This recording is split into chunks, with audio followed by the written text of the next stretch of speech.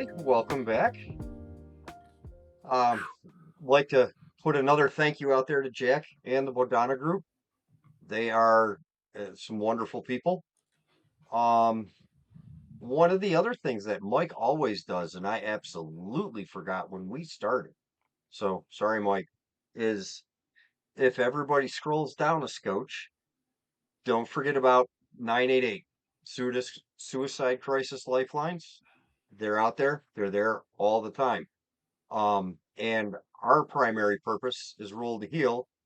Is Roll to Heal has a primary purpose to veterans, first responders, and healthcare workers with a safe and supportive community where tabletop role playing games serve as a therapeutic and recreational tools to foster social engagement, build relationships, and alleviate the stresses related with PTSD. With that being said, we have picked a smaller study to go over the rise and use of tabletop role playing games and role playing games in therapeutic endeavors. Reading through this one, I don't know about you gentlemen, but this one strung right in there with what we're doing and the Bodana group's doing. I have Yeah. lots of highlights and notes in mine. I'm sorry, what was that? I have lots of highlights and notes in mine. Uh, so as I scroll, if you guys can see it, stop and we shall discuss. Um, so the introduction. Gentlemen, do we really need to I don't know go if we over need to this read it. introduction? Because it's the start of every role playing game. Yeah, I don't know if Yeah. we need to read it It's page by page. Go ahead and I guess give just a layout of okay. what Um, they staged it. I guess. so they used as an example, they had four players, 14, 15, male and female, and they had just gone through a quick synopsis of what happens at a role playing game. That part appeared to me for that was for the benefit of those that just aren't familiar with a role playing game. Yep. Um, they go I mean, into. I'm sorry, go Max. I would say I would probably say even the first like 2 or 3 pages is Mhm. Yeah. pretty much that where it's explaining like what is a tabletop role playing game, like when did they start, like differentiating who's the person that's mediating this, what are they called, how does it work, who are the players. um the I guess only how. Oh, go ahead. the only portion out of that I felt like we could hit or have any sort of like discussion on was kind of what they considered the three pillars of gameplay. Yes, that I did want to hit on. Yeah. And I also thought in this specific um, in this specific uh, um, study or article, I felt like the person that was writing this had some experience DMing, but got a lot of information from other sources when they were writing it. Yes. If that makes any sense on how they kind of laid out what DMing is and how it's done and like what the three pillars are and all that, I felt like it was not reaching, but very like scripted based off of like somebody else told them to write this information. And I also kind of came to that, jump to that kind of conclusion myself too, because of who they end up referencing in here as Hmm. well, as far as like groups that play it. Like, Which again, Critical Role being one of the very first and biggest ones that they mention, is it reminded me of someone that has a very surface level knowledge. yeah. And there's nothing wrong with that. Like, we all started with that surface level, right? Well, there is a zero Yeah. session. Yeah. Yeah. That was the only takeaway that at the very beginning, like when they were explaining it. So I felt like their explanation of um, an introduction of what tabletop role playing games are um, was very focused around D&D. Yes. Yeah. And but to that, even though they did call out a few other games, they did it was almost like a nod to D&D as you started this ball rolling. Yeah. Yep. Yeah, it's no way a knock. I was just stating like that was one thing I got from it from the beginning was like they're still talking about it and still using it in reference. I just felt like it was somebody that was fairly new, or maybe it was like a therapist that just started using D&D as part of this, like when they wrote the article. Like that. That was kind of the direction I got out of One thing that they did, and I know this is definitely newer to the group type of stuff, not from just me, but this quote right here. No character can be built to master everything, requiring collaboration, companionship, communication, and clever thinking for players to overcome obstacles in a storyline. I like that that's noted. I don't recall ever seeing a line like that in our studies yet, to where they actually you're not, and to that point, Yeah. you guys didn't build an all-encompassing character. You can't. Mm-mm. It was especially in um Borderlands. It's designed so you can't. You need Yeah. the team. You need the cooperation. Yeah, no, I agree, and I think that yeah, it also helps that that's part of one of the things I highlighted later on, and we can talk about, but the the aspect of why this feeds so much into community based, right? Is like Hmm. you have to be able to work together to get through some circumstances. I've seen games that are like 100% all um, rogues, right? Running through a session before, like everybody's a rogue, and it's very easy for the GM to step in and be like, okay, and like here's the like something to run up against, and like none of them have an ability to necessarily get past it. Hmm. They Yep. then have to figure out socially, or they have to figure out some other way to get around it that was like not necessarily just a simple thing that's based off what their character can do. Um, so, anyways, yeah, no, I think that's a good call out. Um, so Max, into your three pillars. Do we want to be creative and each take one? We'll let you take the first. Yeah, we can do that. So the very first of the three pillars that they talked about is exploration. And it says that this pillar refers to a character's interaction with the world throughout the campaign. Exploration means players can discover hidden clues and treasures, venture down branching paths, and learn about the history and culture of the fantasy world. GMs can help players feel connected to the world through maps and other props that represent the environment they explore. And this kind of just from like our discussion with Jack and on branch writers, like this is super important for us when we're running games, right? Like actions have consequences. Success has an outcome, but can also have consequences, and failure, right? Like if you don't have those and it's just okay, cool, you did this thing, moving on, it really doesn't feel like a breathing, living world when we create these settings or we're running these modules. And I thought it was really nice that they brought that kind of, that was one of the very first ones that they mentioned, because it does, it really builds that immersion. It gives people, like when we're talking about mental health and breaks from stuff that causes us stress and fatigue and anxiety, that that ability for us to flip the switch and be like, okay, for the next 4 hours, I'm not worried about being husband, dad. I'm not worried about being a tech, senior tech firefighter, whatever you do, right? I am Bob the wizard, and this is what I'm doing. It gets us out of this, real life stressors, gives us an escape, gives us a pressure release on a lot of the stuff that we just have building up. Absolutely. Chris. I want to give you social interactions just because you made me read Tribe, and I still thank you for it. I still thank you for it. I'm always pushing something. Right now, it's say you want to be a GM, but He That's is next. That's next. I need some time. That's next. he's always Actually, peddling something.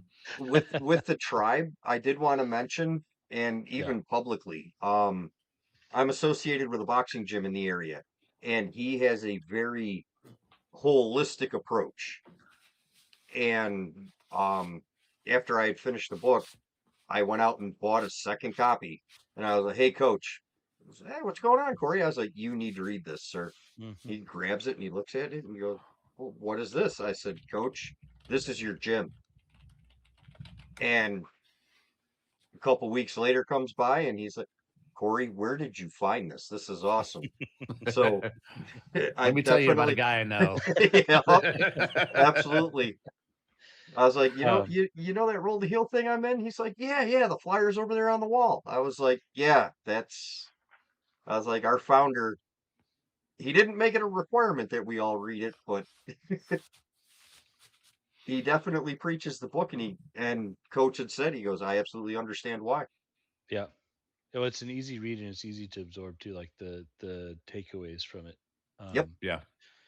but yeah, um, the other book, the so you want to be GM, isn't quite as easy a read. It's a little heavier, but it's got a lot of good stuff in it. Anyways, I've got a long road trip coming up soon.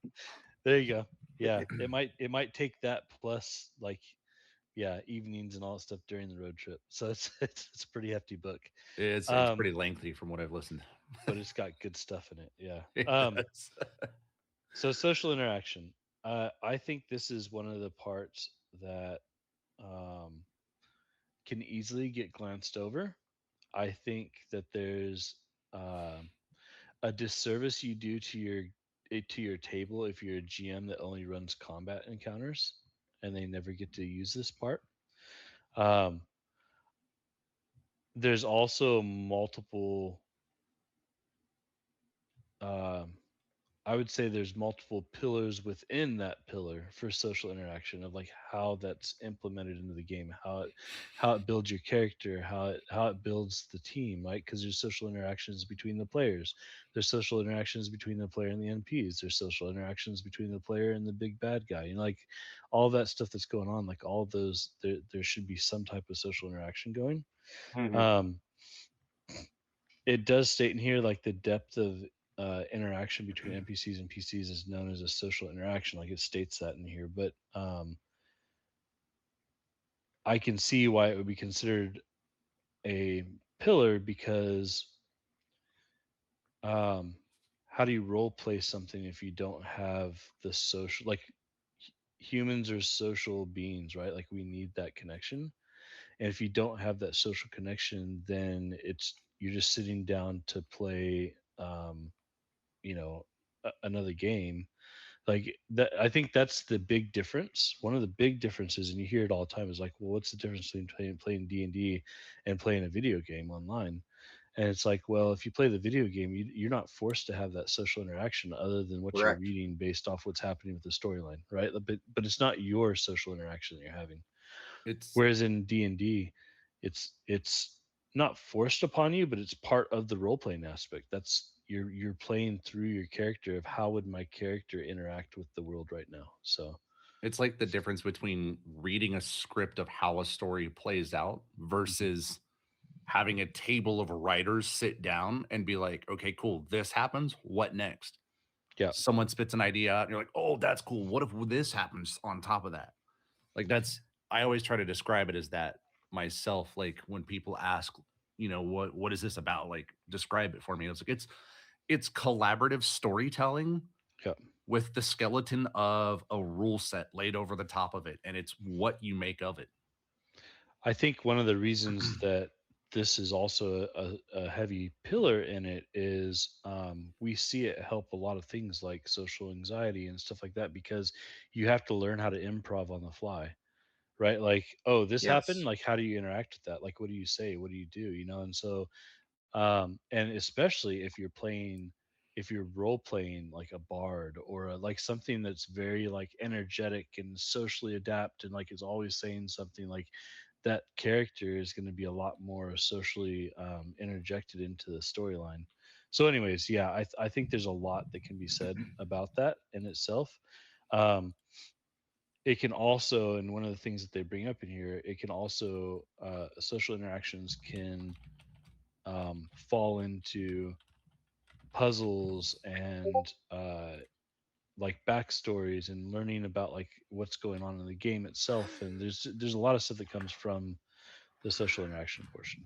But So you mentioned backstories, and something that happened at my table recently is they're getting to a point where they're going to start getting reinforcements.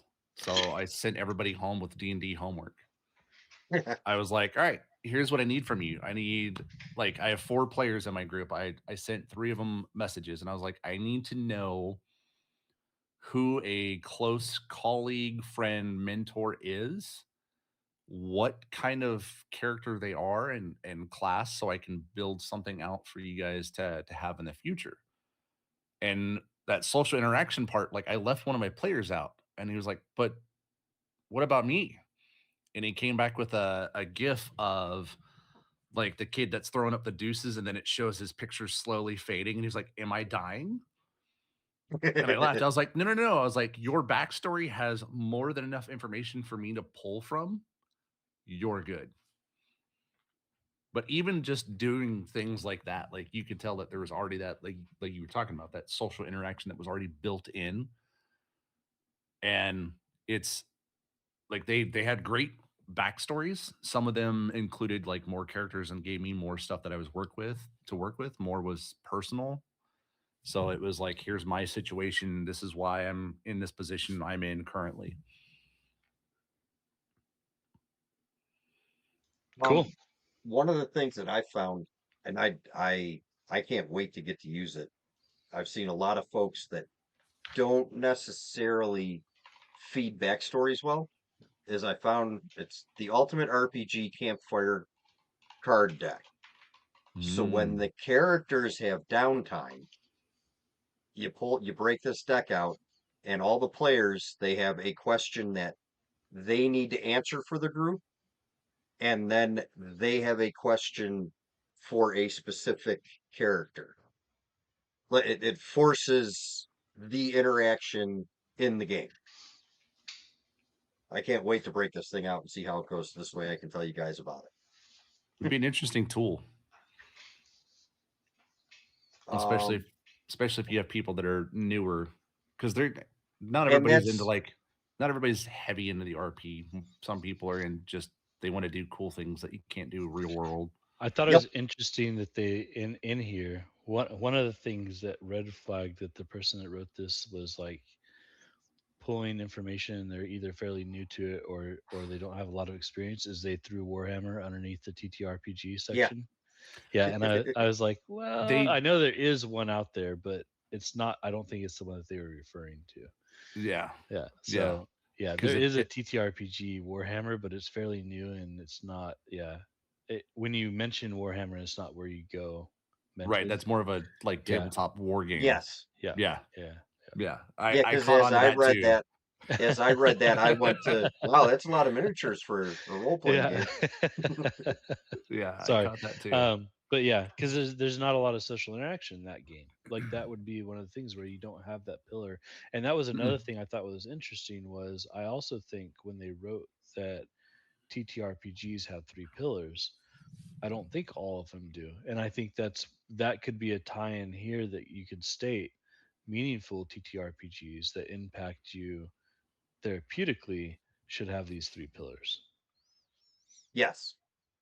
So Well, then yeah. that brings into the question though whether that third one should be, because like, to also kind of Jack's credit, where he's saying that not all of the therapeutic systems have like rich or in-depth combat.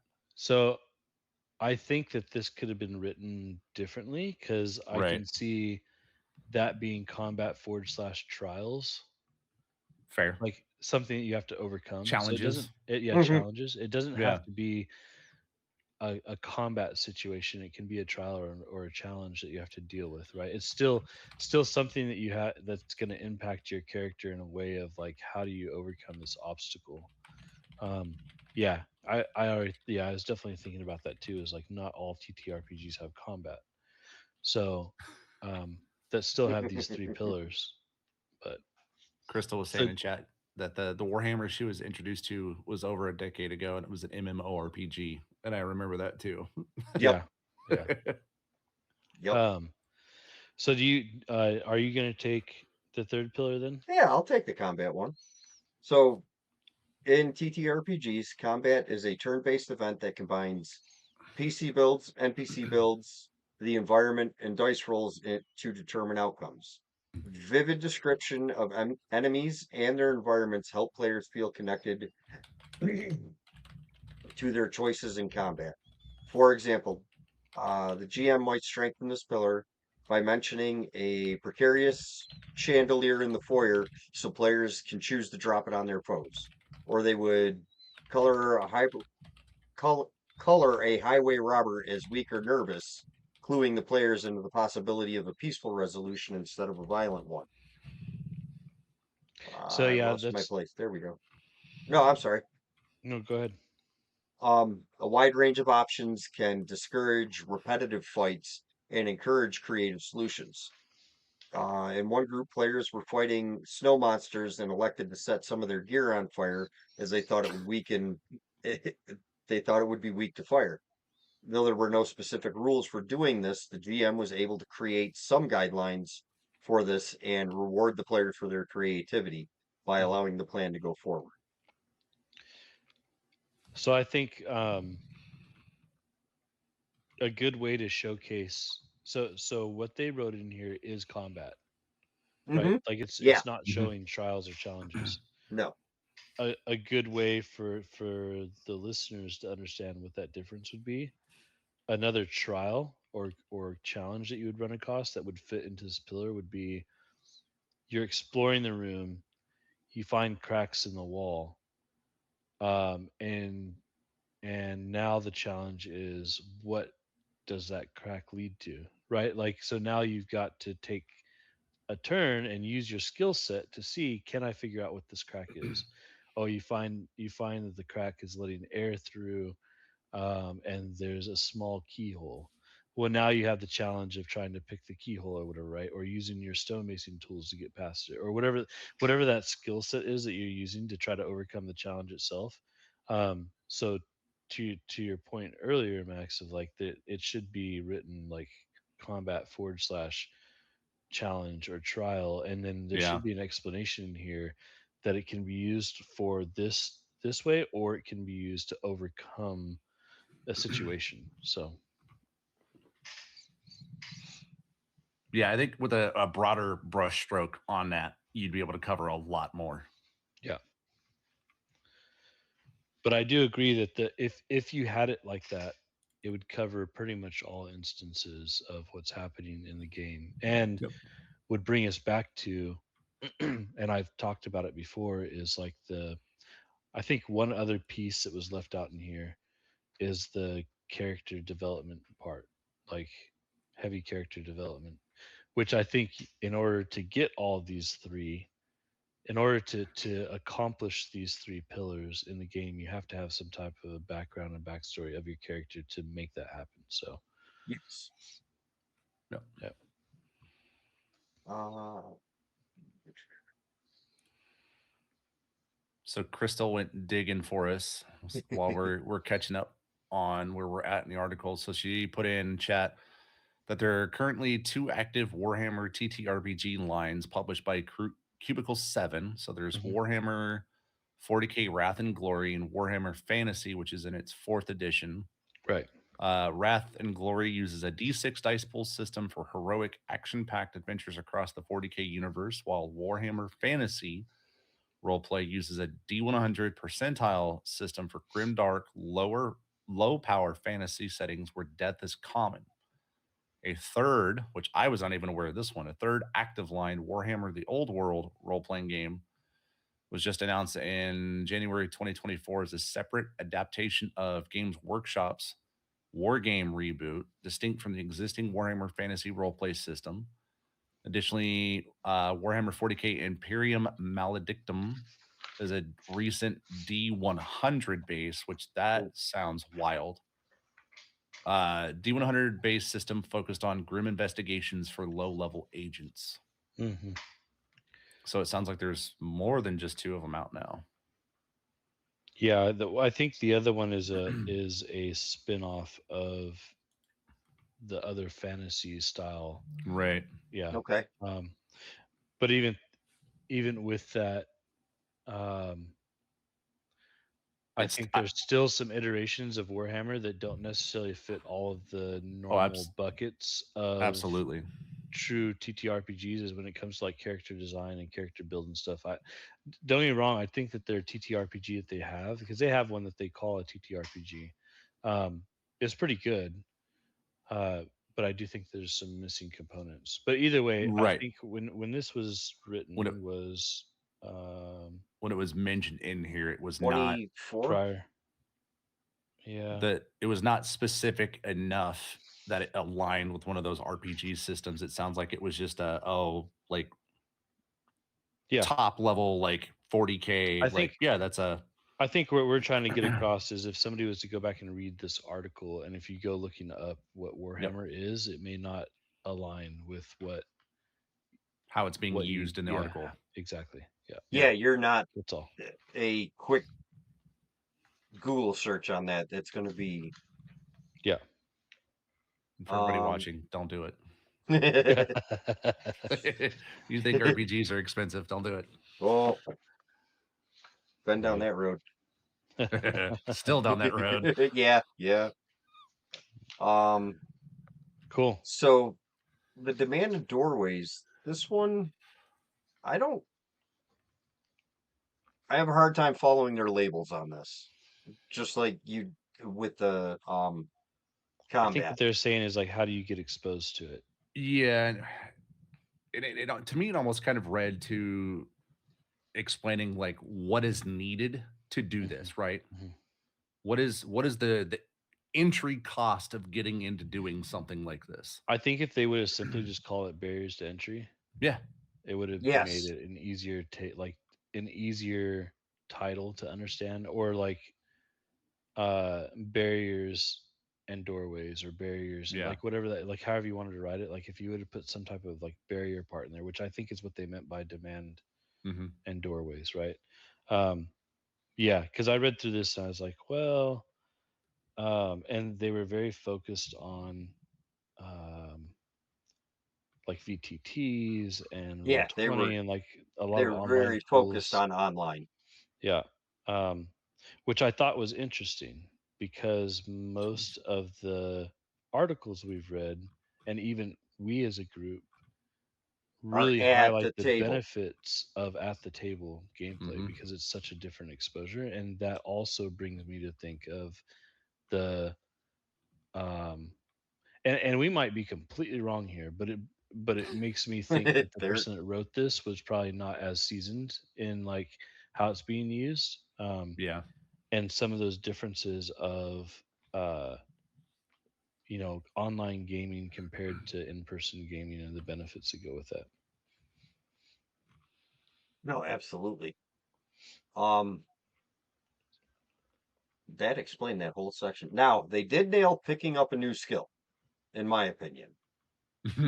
They So did there's because one part that like screams out to me that contradicted what they state later in there, and I'll go over that when you guys are done. Yeah, there's a contradictory sentence in this like paragraph.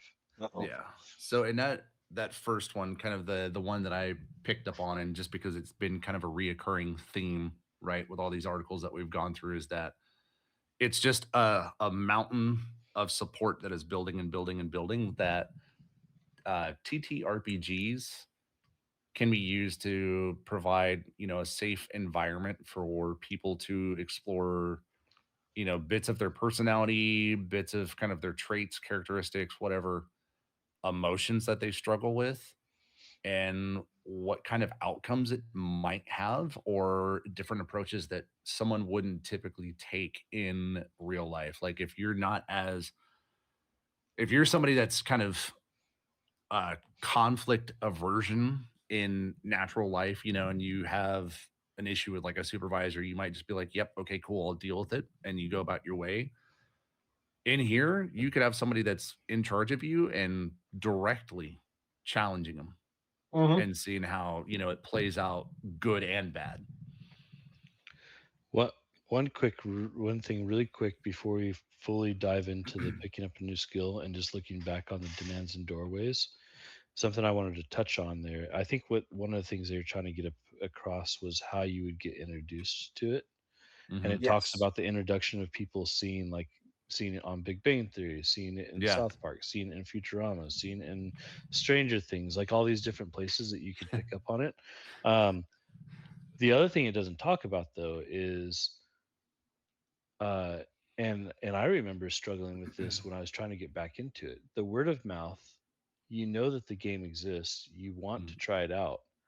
You see the books on the shelf at Barnes and Noble, but you're like, okay, if I buy the book, now what do I do?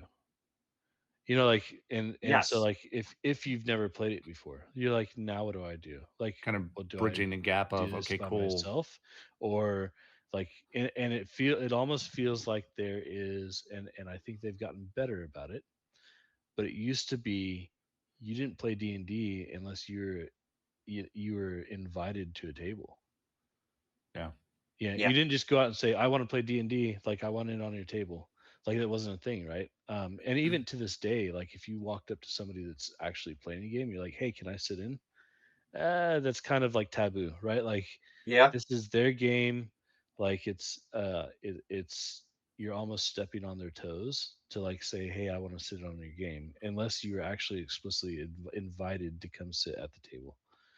Um, which I think tells a lot about D&D in itself, is because it becomes such a personal endeavor, the Hmm. people that are sitting at the table, and it means so much to them that if there's an outsider that comes in, you're like, oh, wait a second, like, let's stop and talk to them, and then we'll get back to the game after we're done talking to them. Like, so And anyways, I just wanted to yeah, throw that out there, that like I no, felt like because you're that was not part of the wrong. barrier of entry. Because until very recently, if you would have came to me at the local game shop, hey, this stuff looks cool. Like, can I join in? Unless you're brand new, like, I don't know if me or those around me would have gone for it. Hmm. Like I said, absolutely brand new. Yes, come on, come learn something. See if this is for you. But I don't know if my circle of people would have allowed that. Well, I think as a DM too, you're almost protective of it, right? Yeah. Oh, absolutely. Like, So, like, you're like, the wait, this is my table. Like, who are you again? I mean, Like, and like I've said a lot, like, scheduling is always the BBEG, right? Like, Oh. everybody has these very active lives. You got to really nail stuff down and commit Mhm. to, okay, we're meeting every other week for 3 hours, 3.5, 4 hours, so We just had a allowing that conflict. allowing that outsider to come in and like disrupt what you've established over 9 months, you're like, no, no, no, no, pump the brakes here. Yeah. Yeah, it's tough. The only way It's I found scary. it easy is like allowing people to come in and play NPCs and stuff like that, which I know, like, even when Corey, when you came out to visit, like, that was Yeah. an easy way to drop into the game, is like we have some NPCs in the background that are very involved. And that allows somebody to come in and not really interrupt. Like, if something Oh, happens to the NPC or whatever, And it it's doesn't interrupt the I game. showed up So with the full intent of just meeting some folks, sitting down, and saying hello, yeah. and that Yeah. be the end of it. I was thoroughly prepared for that.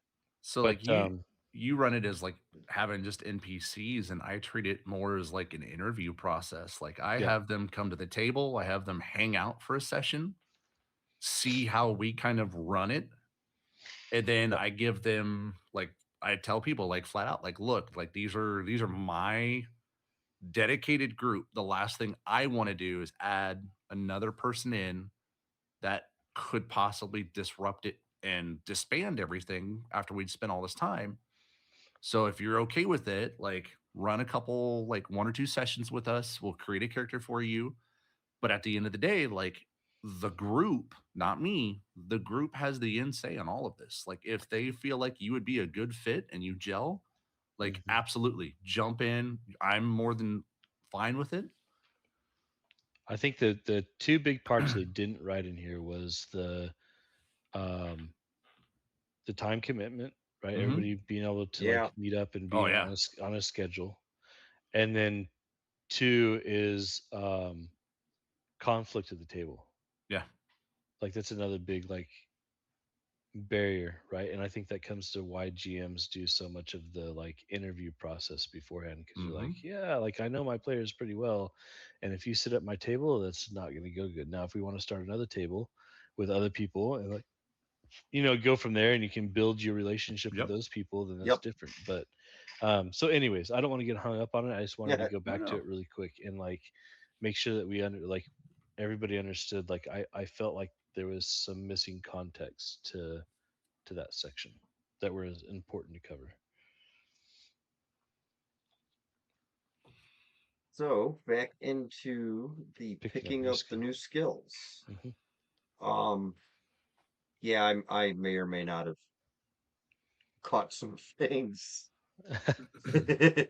Can Um, I state my sure, sure. contradictory section? Yeah. I'm curious to see what it is. So I was reading through this and it like stood out big time. And so it is on the, let's see, two, three. I think it's like the third or fourth sentence in, and it Oh, says, "This is not to say the game itself is therapy, more that the game can act as a conduit through which the applied GM can teach therapeutic skills." Later on, it talks about it being a therapeutic method, the game itself. So, like, that was yes, something I wanted to pull out of here. There's like, it states Okay. in here that it's not therapy or it's not therapeutic, I think is what they meant there, right? Now, Right. there is a yeah, difference between therapy and therapeutic. And if that's what yes, they're trying to get across, then that's fine. The way I interpreted it when I read it, though, was that they're saying that this game is not the therapeutic portion of it. It's the DM that's pushing the game that's making it therapeutic. So, um, so anyways, that was my like first thing that I highlighted when I was reading through this was like, oh, wait a second, like that's an important part that I think if somebody was to read through this, that it sets you up to think that TTRPGs are not part of the therapeutic process. So,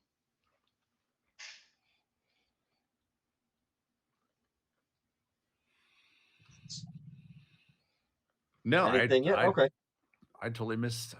I I did mean, too. I read through it, but I don't think I made that like immediate connection with that one. Um, so from paragraph 2 in the new skills section, again, it's one of those. This segment showed again what kind of applications these tabletop role playing games can have, right? Like they can be again like a great tool for people to offload mental, sometimes even physical stressors, right? Like it's something, the guy that Chris you had in your game that, lost a leg yeah, and then his mini fell over and broke a leg off and he's like, crap, here we are again. yeah, It's a way for people to make light of, bad things that happen and kind of forget about things. And this is just, it was another article that kind of just fell in line with that. yeah.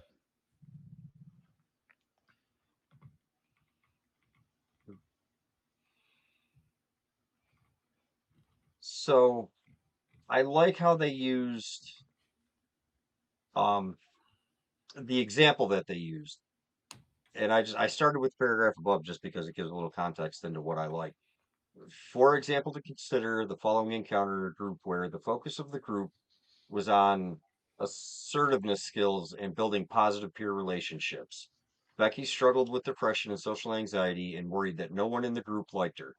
The party had just entered a new town and gotten rooms at an inn. They wanted to have their characters go down to the common room, meet the locals, see if they could find any information about their quests. When the following conversation between the party and the NPC voiced by the GM occurred. Um, Becky, my character is getting under the cover and hides. And then Sarah is my character is going to stay with Becky's character. Becky, I, I get it. Becky, I Yeah. don't. Um, Becky says I don't talk to your character, and then Sarah says it's okay. I'll just pass her character one of the flowers I picked today. And then Becky says I push it back to her. Sarah says I pass it back. At that point, the GM steps in. Sarah, what is your character trying to communicate to Becky's character by passing the flower? That they are not alone, and as much as they might try to isolate themselves, we are here for them. We know that they are hurting and think it's the best if they stay away, but we like them. We're glad they're here, and I want them to know we are here. And the GM asks, Becky, what is that like for your character, knowing that the group wants them around? Becky says it's nice, but it's also difficult to believe. It's really hard for her to trust that they want her around. That's where I think that it actually turned into a realistic sequence of events. Like the Chris, to your point, you can tell this was kind of forced. Mhm. I looked past it being forced when I got to here Yeah. because now you're actually getting into the meat and potatoes of the social interaction. Out of Um, that whole section, I highlighted through role playing a character, Becky was given an opportunity to reflect on how others might be trying to show support and kindness towards her. Yep. Is a skill that she picked up from yes, that Yep. whole interaction. yeah. Yeah,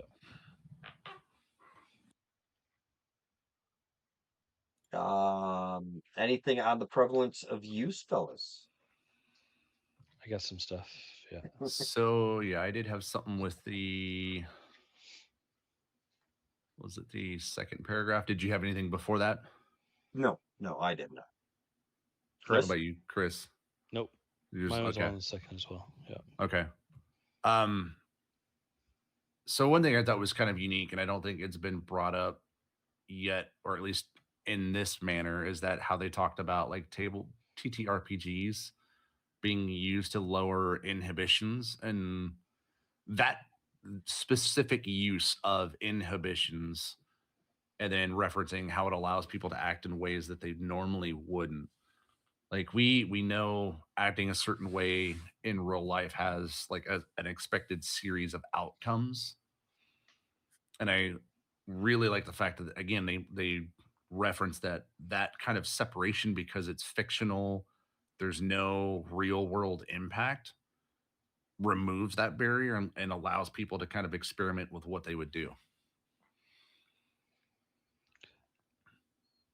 I know I didn't say I had anything from the first paragraph, but I guess to that point, one thing I did see that they pointed out and it was interesting was everything that they referenced in the first paragraph is like newer things that highlight TTRPGs Hmm. that weren't Yes. quite around previously, like D&D in a castle and Yeah. some of the other big like names, right, of things that are going on that people understand. Like, oh, there's all this merchandise and conventions, and there's a movie now, and there's like all these things that kind of have brought it to the light, right? Yeah. And I think um, it's always been available and it's been there, and I think people have been using it in a way, and but now it's more prevalent and people see it more because it's in your face a little more, right? And part of that is because it's owned by um the big bad Hasbro, right? Like Yeah. and Yep. like that's part of it, right? Is like the marketing side of pushing the game itself and trying to get more people. It has helped in that aspect. Well, I Um also so to that effect too, though, I also think that it's the third party groups that have had a much larger and widespread impact mhm. on making it way more accepted than when I was learning in like the late early 90s, Yeah. and when it was still kind of very near to that whole satanic panic Yep. era, right? That's Yeah, and Like even still prevalent. it yeah. is, Not but it's it's not as not predominant, but right. it's still there. And It's it's interesting because he talks about it later in the article too. Yes. yeah, Yeah. it's I mean, groups like Critical Role, I mean, hell, there's I had you could go on any Apple, iTunes, Spotify, like whatever audio app you have, and there's dozens of either recaps or actual play groups, or I mean, they're like a dime a dozen now. Hmm. And that kind of stuff would have never existed 10, 12, 15 years ago. No. Never. Yeah. And yeah, I think between the two authors that put this together, yeah, they definitely like pull out the information there as far as like this is important to notate that like they stated over the last 5 years the number of people playing Yeah. TTRPGs has grown. I don't know that the number has grown. I think that You think it's it's being spotlit. you think Like it's people are being aware of it now. Like I think it helps. I think there is growth from everything that people see, but I think that it was. I think you have a lot more people that probably were already playing that now because everybody's aware it would be more like, hey, you want to come play at our table? I was just Yeah. Like about to like ask, yeah, do like you think it's more people just actually saying, "Yeah, I play now," rather yeah, than I trying to think just so. keep it hush hush with like their group? Yeah, I think so because it was such a like there was a couple of stigmas right to it. It was like, oh, that's the nerdy thing, and Mhm. oh, that's like a satanic thing, and oh, Yep. that's like like Yep. there was stigmas that came along with that originally, and I think those have kind of gone out the door because they have like ro- I guess the best word you can put is like they've romanticized TTRPGs of what they are, right? To Yeah. get people involved in it and like want them to come play. That's hence the movie and like all this other stuff that they've Yep. shown, right? And all these cool things you can do. I mean, how they have a TTRPG cruise you can go on, right? Like Mhm. you pay and like they D&D booked out the cruise. whole Yeah. ship. Yeah, like No kidding. so yeah, yeah, One I'm of definitely the signing up for one of those soon. one But of the in the next podcasts few I'd years. listen Have to. at it. But yeah. So, anyways, I just wanted to make sure we touched on that too because they did bring that up. I know I said like I skipped over the first paragraph, but that was in there. And then in the second part that um, you talked about the unique aspect of TTRPGs and how they seem to lower inhibitions. This is the part, and I highlighted it and starred it. It goes back to the contradiction. To achieve, Indeed, yeah. many players of TTRPGs note how therapeutic simply playing can be. So, like Well, I just wanted to make sure that that was like understood, and that's what we push here, right? We're not giving therapy; we're using TTRPs as a therapeutic method that helps people while we build camaraderie and teams and all that stuff. absolutely. So, yeah. And there's even a little section right after that too, where it says all across the globe, providers are using TTRPGs as tools to help clients achieve therapeutic goals. Hmm. So like, there's like another line in there, like you said, that is contradictory to kind of like what they claim initially. Yeah, but and Which, not like calling the writers out, just stating like, I don't know what the context is. It could have just been taken out of context when they written it. Like when they wrote it, they meant something yeah, else. But yeah. Um, Anything else in that section that you guys captured? not that one. I had, what was it? Oh, one of the things I wanted to bring This, up. I don't know if it was this or go ahead, Corey. I was going to say the diagnostic concerns regarding TTRPGs. This, uh, I almost don't want to mention it. I didn't know about bad. I had Yeah, no idea they existed until I read this article. and I Oh yeah, think this is where I was trying to pull my next point from. yeah. Um, where they mentioned that they bring up that again the facade of like fictional characters, Yep. Yeah. and it mentions where it can exacerbate or worsen negative traits, which again, like with what we're focusing on, that's not necessarily something that's like at the forefront of what we are looking for and thinking, right? Hmm. Like we're trying to be the light within the darkness. We're trying to create the good, and that sometimes gets overshadowed of like again kind of the this can be a something that can exacerbate or worsen, like somebody's depression or whatever. So Hmm. it was a good reminder for me to kind of do kind of a spot check on how I'm doing things and what I'm Hmm. looking for. And so it was refreshing. Like you said, I was not prepared to be like, whoa, oh, time out. Negatives? There's negatives to this? Yeah. Yeah, and um,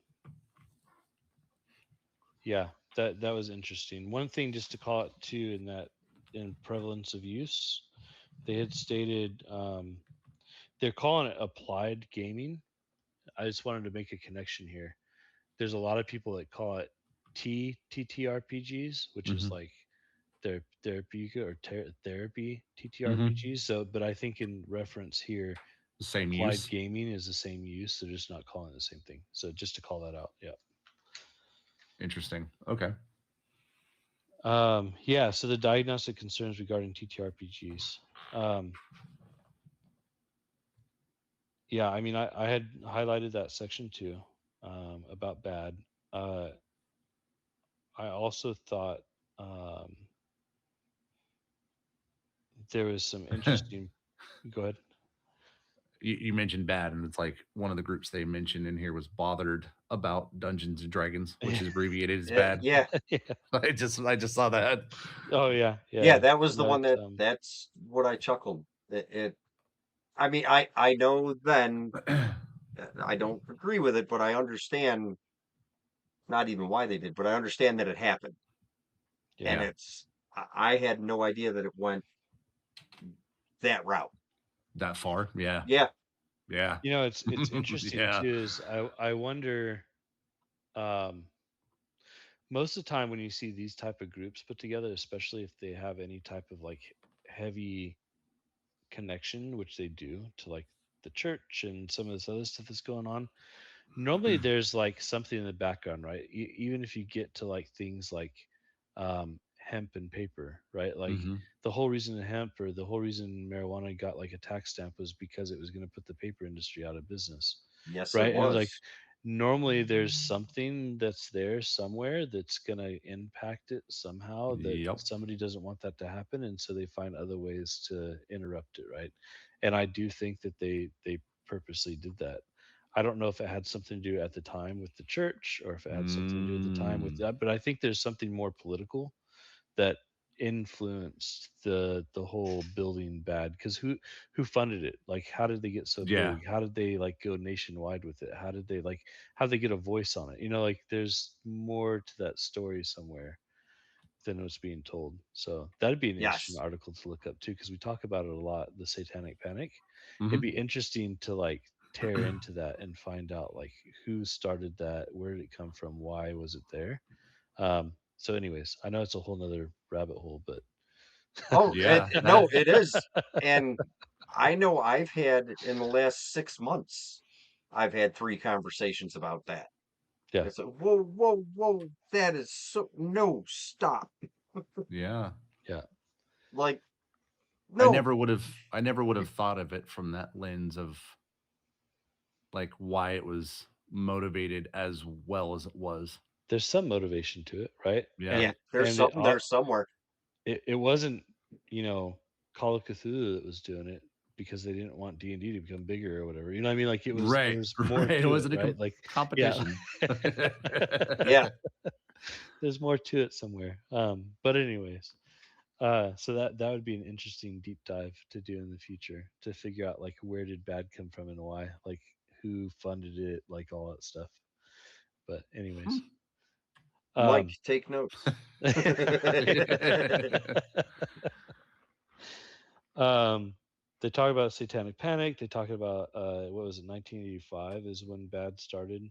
Hmm. Yeah, Um, so that's another thing too in this article is it states the people that were kind of involved in bad. Um,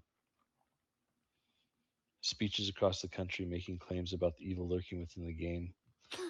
Um, It's crazy. yeah, and then D&D's, it just states in here D&D's reputation never fully recovered from the satanic panic. Um, it didn't. no, Why would I no, have a it didn't. conversation within the last 6 months? Yeah, yeah. There's still a lot of I impact. physically had to bring a Starfinder book out alongside the GM or the dungeon. and Dragons book, you'd be like, look, they're the same Yeah. book. They say almost the same things. One's in space in a million years ago, and Hmm. one's in a fantasy realm. Yeah. That was actually how I got the person to Well, and open up and have a conversation about it. if you called it chainmail like it was originally, like that would go away, right? Like it's the name, right? And like nobody ever took the time to rebrand in those lapse of years where D&D took a pitfall. Nobody took that time to actually try to rebrand the Mm. actual product, right? To Correct? fix So that name issue. So, our wonderful warden here, Crystal, went and did some digging on this and said the D&D panic as the role-playing game hobby began to grow. It was connected in the 1979 disappearance of 16-year-old James Dallas Egbert III. Egbert attempted suicide in the utility tunnels beneath the campus of Michigan State University, then went missing for a month. His parents hired private investigator William Deere to find him. Deere discovered that Egbert played Dungeons and Dragons and also heard rumors that students went into the steam tunnels to play a live action version of the game. yeah, and I remember reading about that story, but it was interesting. It like when you read through it more, how focused they get on not what caused Right, him to do all this stuff, but more of like why D&D was involved in the first place. right. Yeah, so there's still I still feel like there's more to this story. Like there's a lot of stuff that goes back to like those narratives. Um, I mean, because if so you think about it, there's like people that go to the like haunted houses and stuff and that do would silly things like that too, right? Where they go to find a ghost and interact with the ghost, but that would be everybody, like saying I played Romeo and Juliet in high school and that's why like I took my own life. Like right? Yeah. like yeah, or that's why so and so did it. Like whatever that is, right? Like so it's there's definitely I think there's a lot more More to the motivation to story. it. Yeah, there's something Yeah. there. But cool. Uh there was something in here and maybe it's later on cuz they talk about concern, but I think it's later on after that cuz there was something here where I said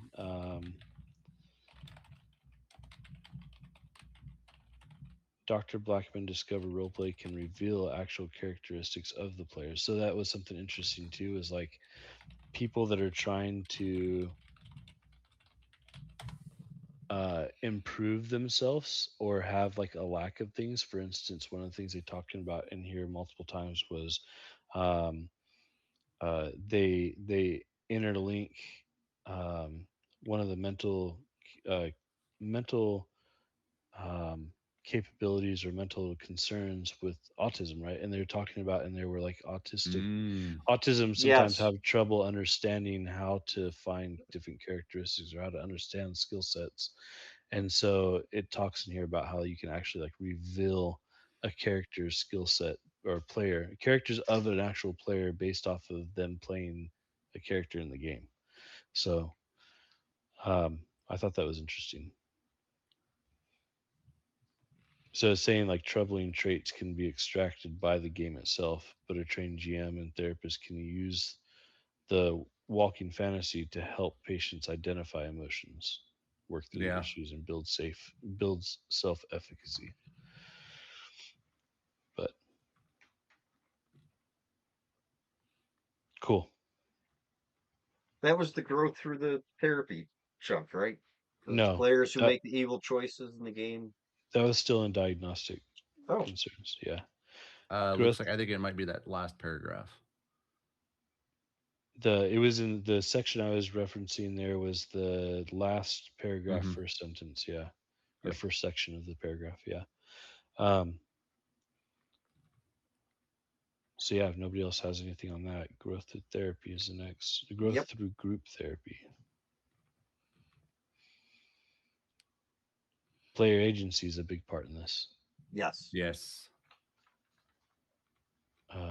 which I thought was interesting that they called that out. They didn't necessarily they called it agency even when further than video games. So, um, but again, one of the things that got missed here is like if you aren't experienced in TTRPG, are you going to know what player agency is? Like, and like I'm just saying, like if you've never played a TTRPG game before, do you know what they're calling out in that section? And so I just want to be clear in that, like player agency is going to be the decisions that the players can make at the table based off of what's going to happen in the game itself. Like what changes the Yep. entire one player can make a decision that will completely Change derail the everything. GM's outcome of what they think is going to happen. Like, Oh, you and mean that's like a why, radial lobology or right? lobotomy? Yeah, right. Jeez. Hold on. Well, um, I think it's what the third paragraph in. They kind of like briefly, like again, kind of surface level mention it. Where yeah. an Yes. evil player makes choices in the games and are going to experience Well, that's consequences for their actions. that's alignment, though. Right. And that's another part that I don't think is talked about enough in some of this too, because I think player alignment, and I also think a lot of people tend to leave it out of the game because it is something that's difficult to keep Hmm. track of as a good DM or GM. But I think player alignment's important because you even have items in the game that you can't use if your alignment isn't there. So there's some consequences to your actions on how your alignment comes into play. Yep. Um, but yeah. So, anyways, yeah, the player agency was kind of cool that they touched on that. Um, and then yeah, it states in here characters are built with alignments. Yep. Um, and so I've made a notation of like lack of use of alignments. I really think that's something that a lot of people don't use, like very seldom. And there's even people that'll say, "Well, I don't like alignments." It's like, well, You kind of need it. yeah, because what you do in the game and how you act as a group. My group, like currently that I'm playing with, got to a point in the game where like they hadn't really done anything evil yet or bad. Um, and there's a few people in the group that are like neutral or good aligned, and then like in one setting they all decided to pillage a society that was there because they're already getting ransacked by like monsters. So like, well, does it matter if we steal all their stuff? Well, now you just entered neutral alignment, Yeah. Uh-huh. Yep. like and they may not know that and they may not be keeping up with it, but later on when they get that, shield or whatever, that's going to be a badass shield to have that requires you to have good alignment. Well, guess what? Oh, that's about Like useless for you. yeah, Sir, remember that so ransacked village? but I think where they're going with it in here is uh if a character is what I wrote, if a character is role played correctly, will make different choices based off of what their current alignment is. So you as a character should know what your alignment is too, and you should be making Yes. all of your decisions from your role play based off what that alignment is. Yeah. Um, and Well, I again, I think a think good that's a way, lack of role play. I, I think another good way to help solidify alignments Hmm. is a good backstory. Yeah, Own your character. Yep. yeah, Because the deeper that you build that backstory, the deeper you might find out. Say that I want uh, just a neutral alignment, and you start building into your backstory, and next thing you know, you realize that you built a dark character.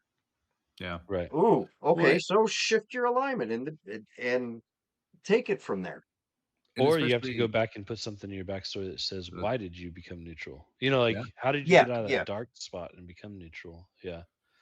And I think another kind of good way to describe it, especially for outsiders or, therapists or clinicians that are looking this stuff up, is instead of getting so stuck on, the words that the rule structure uses, is what is your conscience okay with you getting away with?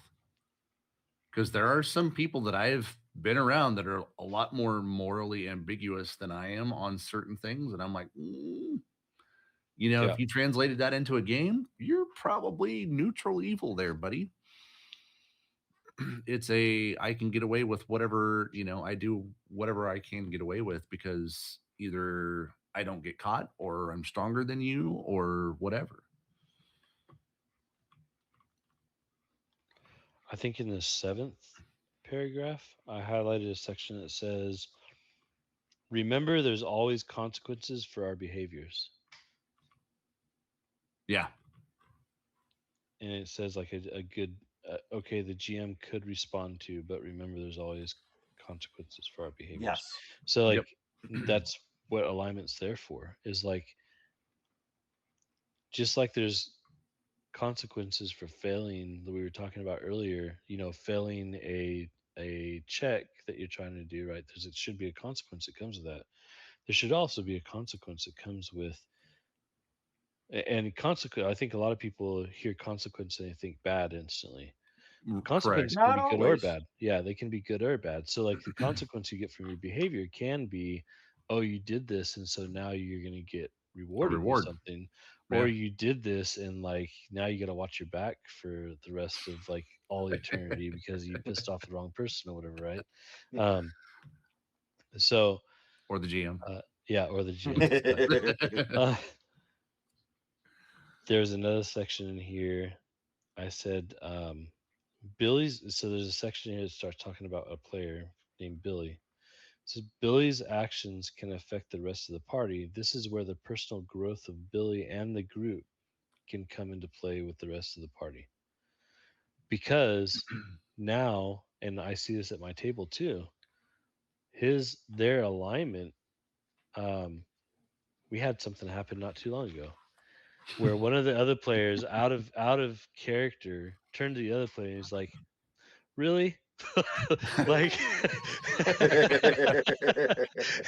and he's like, hey, I'm just playing my character, like, like that's what they would do.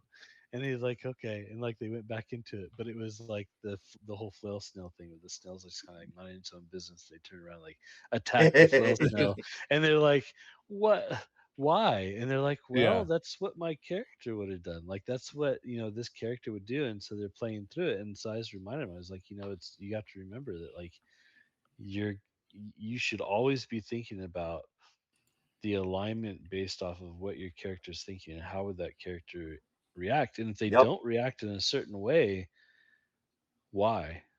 You Like what's got to let me changing know. with your character now? Like, of like why they're making those distinct differences in When that alignment. Yes. So Later, you need to let me know what happened to that poor snail because that's when I stood up and caught a plane. I remember that, and I'm looking at it going, huh? I mean, and that yeah. goes into like Yeah. when people talk about like character development, where people have like a defining moment and they go from, oh, I had this happen to me, so now I'm not as good as I used to be. Yeah, it'd be curious to know what was the driving motivation behind that other than just, well, that's what he would do. Yeah. Um, do you guys have anything else in that section? I have two other spots highlighted. I didn't get, for me, there's not a whole lot that jumped out on this one, the going through therapy portion. Um, I I like how they Or growth through group therapy. Sorry. they threw Billy in jail, and then the team and the rest of the group had to explain their decision. mhm. Yeah. um, I highlighted. Oh no, So I there is talked about that section. I highlighted. You're part of the group, so what happens with you also happens with us. that. And then most players feel us, and I purposely wanted to highlight this because of what we're doing. Most players feel a sense of community and pride in their accomplishments together. Yeah. And then as we were reading through, I just caught one thing that I did want to bring up too is between kind of the two that you're talking about. Um, they mentioned, it says overall these TTRPG sessions can produce amazing, touching, emotional moments between players, fostering problem solving, decision making, emotional intelligence, communication, creativity, confidence, and even resilience. Like that last part is important for so many people, and I think especially like the younger generation too. Like they just don't have kind of the same exposure to things that we had growing up, so they kind of yeah. shut down when they get Mhm. challenged on stuff. And this is it's it, it's very entertaining. It's a very fun way for them to kind of build that up. You know what's funny is we still have a group text going from a group that I played with 8 years ago. Hmm. Nice. And like it's just a group text that's just continued all these years. And like out of nowhere somebody will jump in and be like, oh, this happened or whatever, right? But it's like we literally just walked away from the table I yesterday. mean, You know what I the mean? Like group, that's like the yeah. camaraderie of that group is still Oh, there. Like, absolutely. yeah. So Like the group that I played with online for over 10 years, we did a full campaign from level 1 up to like 16. yeah. Like we still joke about like, "Hey, remember that time that so and so pushed your character down a hole?" And like, what happened to that? And like, "Oh, hey, remember when so and so's character died because he got bored with it and he wanted to play something new?" Yeah. Yeah. I mean, it's like there's all sorts of those moments. Like you said, you build up, it's almost like a second family you get to a point, you know? Yeah. And they built it up with just a bunch of strangers sitting at a table doing something cool that they enjoyed. Which I have a tie to in the like when we get to some of the other areas, I have a tie to that in here that I wanted to discuss. But I do think that that's also one of the big parts of Tribe too, which Mhm. I also have a tie to with that same section that I'll talk about later. Oh, But absolutely. but I think that that speaks a lot to it is the um, and again it comes up later and we'll talk about it later. But storytelling, Yeah. like there's a big part of story and it's in here later. So it's something I It want to make sure we highlight later when we get to it. But it's my favorite part. uh let's see. Yeah, so that's pretty much everything I had from that section. I don't know if you guys had anything else. No, everything else No. for me was basically from working therapeutically with tabletop gamers and past that. Yeah. Yeah. Okay. Any portions that you gentlemen would like to read for the um working? so like one of the things that kind of jumped out immediately to me in this section, and again it kind of caused reflection on how often I do it, both for good instances but also like bad. And they mentioned that TTRPG characters can provide insights about the players behind them. Hmm. Like when we're going through and you're creating NPCs, like I can almost everyone that I create, I can dissect and be like, okay, yep, there's that little drop of blood from me in there. The ones that I don't do are the villains. And it was kind of again because like I'm the DM. I don't play often. So Hmm. my characters are the bad guys. My characters are the NPCs. And I've gone back and looked at some of the villains I've created. And I'm like, where at what point do I resonate with this character? And I found a couple of them. I was like, oh, oh, Oh, right okay. there. Yep. There's that pressure point. Got it. Okay. I Yeah. remember what was going on when I wrote that. Yeah, yeah. Man. Yeah. Yeah. No, that can be heavy for sure. Is like understanding the connection. Hmm. Um, and I think we talk about that a lot too. Just to roll the heel in general is like the and that's been in a few of the studies we've read is the role playing aspect of the character development. Most of the time when you have character development you can see a little bit of that person in that character. Hmm. There's normally something to the character's backstory or the way the character is played that has some touch of that person in it, and that's why it's so impactful. um like, and that's why people get so attached to him, right? Is they see it as well. So I mean, I can remember, and kind of to the same topic that we're on, I can remember creating a warforged sorcerer that basically, like as he was discovering his talents, became possessed Mm, mm. And while he was possessed, started just scorched earth everything. And I was like, for the longest time, I Mhm. kept trying to figure out what part of me bled out into that. Mm. And then I think I finally tied it. It was like probably a year and a half, 2 years after I stopped, that group stopped and that NPC stopped being used, that I finally kind of connected the dots of like, oh, like his switch flipped because he realized that everything he loved was gone. And at that point, he was a why, like, I have nothing to live for, so nobody else should have anything too. Mhm. And I connected that point in my life too, where I was just in a very dark moment, and it was like, got it. That's the cathartic letting go of that moment. Yeah. No, that's um and I think like one of the things that I see as well, and this came with part of the job, I guess. Mhm.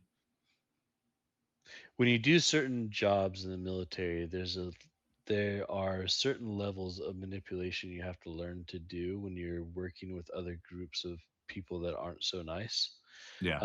And so um, that eventually rolls over into who you are like depending on how much you use it, right? So you have to be really careful with you when you're doing stuff to stop and think, am I being honest or am I manipulating somebody at this point in time on like Mhm. what I want them to do for me, right? Because it's been Yep. something you've been so trained, so good at doing, you have to really stop and think about it. And I see a lot of characters like bards and stuff like that that I play that have a lot of like manipulation characteristics in them, like a ton of it. It's like, and now like I I I stop and look at it, right? It's like, oh, Yeah. that I makes sense, completely right? understand. Like, my wife's writing a book, and she's constantly here. And I'm like, no, I will buy the first 100 copies. And she's, what is your problem? Why will you not help? I was like, it's your book. Hmm. I know me. I Mhm. know what I'm going to do when I see something that I want changed. Mhm. And it's like you said, Chris, that's a hard one to break. Yeah, yeah. Especially when you're taught how to make that work in your favor. Like Hmm. you're Yeah. you're in a bad situation someplace and you got to get yourself out, Yeah. and how do you convince somebody that's neutral to you that you're the right person to like Yep. side with right now, like, and you got to do it Yeah. quick, like Yeah. yeah, like, so you got to catch yourself like, oh, did I You gotta make that perfect honey pot for them. yeah. And so then you stop and you're like, oh, you're looking at all your interactions with friends and everything else and you're like, I don't want to do that to people, but am I? Like, and so you really have to Yes. stop and think about like, is that something that's happening that you're just subconsciously doing it, right? So, anyways, I'll see that subconsciously Yeah. get rolled into my players or into my characters sometimes because I think that consciously I'm so aware of it and I'm very conscious about what I'm doing with friends and family and all that stuff. When I play the character, I don't have to control that. I Nope. can just build it in, Let her like rip, Tater Chip. yeah. And it's almost like that release of you hear people that are like, I wish I could deploy again. And like there's certain Yeah. aspects of things that you did when you deployed that are just not okay in our society, right? Like Yep. the social norms are like, oh hell no. Like Well, Yeah. even and it's like I've done it too, where like my very short time working at the post office, it was so freaking stressful to get stuff out the door at a certain time and get stuff delivered and be back before dark because we have a lot of accidents. Mm, Like I told the postmaster I worked for, I said I would rather be deployed and getting shot at than dealing with the stress of this job. yeah, And he looked at me and he was like, "What?" And I was like, "Yeah, because at the worst case scenario, I get to return fire. right. I can't like there's no positive outlet for me here." or you go really like dark on them. You're like, worst case scenarios, I don't have to worry about it anymore. Yeah, Yeah, Like, yeah. yeah. yeah, no, You're not wrong. but Man. and a graveyard Wow, number, how right? far would that twisted But him? but anyways, yeah, and there's a spot in here where they talk about. Is there anything else? So I'm going jump in 1, 2, 3, 4, 5. I'm in 5 paragraphs before I really highlight my section. If we summarize, Yeah, that's the section No, I'm in right now. no, Okay, yeah. no. so there's a spot that I highlighted that said in Erickson's fifth stage, identity versus role confusion mostly occurs between ages of 10 through 20. But I thought that was interesting that like one of the other things I wanted to stop and talk about was for whatever reason, um, all of most of, or if not all of the um, the the articles or peer-reviewed studies we've read are very heavily based on adolescence or teenage years. There's not a lot of focus on people that have had major changes later in life, No, Yeah. there isn't. which I think like it comes to think about like, oh, well, how many nobody stops to think about it, but they say you go through what, at least like 3 to 5 major job changes in your life. You go Hmm. through, Mhm. like, there's all these stages you go through, right? You have your like midlife crisis, you have like all these things that happen. All of that stuff is because emotionally something is going on, right? Like at all Yes. Yeah. times. So I thought it's interesting that they still tied that, even that section where they said identity versus role confusion. I think that can happen to anybody that's in the character, right? Like it's Hmm. very easy to like cross those two. I But mean, and I don't. Part of me also wonders too if they mention it because that's when probably we as individuals are the most influenced susceptible or to it. Yeah. yeah, or most susceptible to, for I guess lack of better words, to be programmed a certain way. Yeah. Um, but there was that section that talked about that stage, and that was the therapeutic side of it, Hmm. which which I think can be good too, because we talk about that here is like if you flip that and say, well, now you're taking the role in identifying like, what's going on, right? So um it's interesting to think about like when you're using it at the table with our groups, right? The veterans first responders, healthcare Yeah. professionals. How many of us um, have identity stuff that we're not even like aware of that the role part can pull out, right? So like like the confusion between the two of like being able to separate those as a player, to your point, right? You can look back, and I even like made a case on it about the manipulative, like bards and all that stuff, right? Like, Hmm. but being able to now know that that's there. Previously I was just me, Oblivious like, to it. yeah, like I didn't even know that it was there. Like it was just something that was baked into me so much that it was like I didn't even think about it, like. And so yeah, it's interesting to stop and think through. um Crystal made a joke in chat. She said, "Midlife, blah. I'm in my third teenage angst wave." That's two of Nice. us. Right.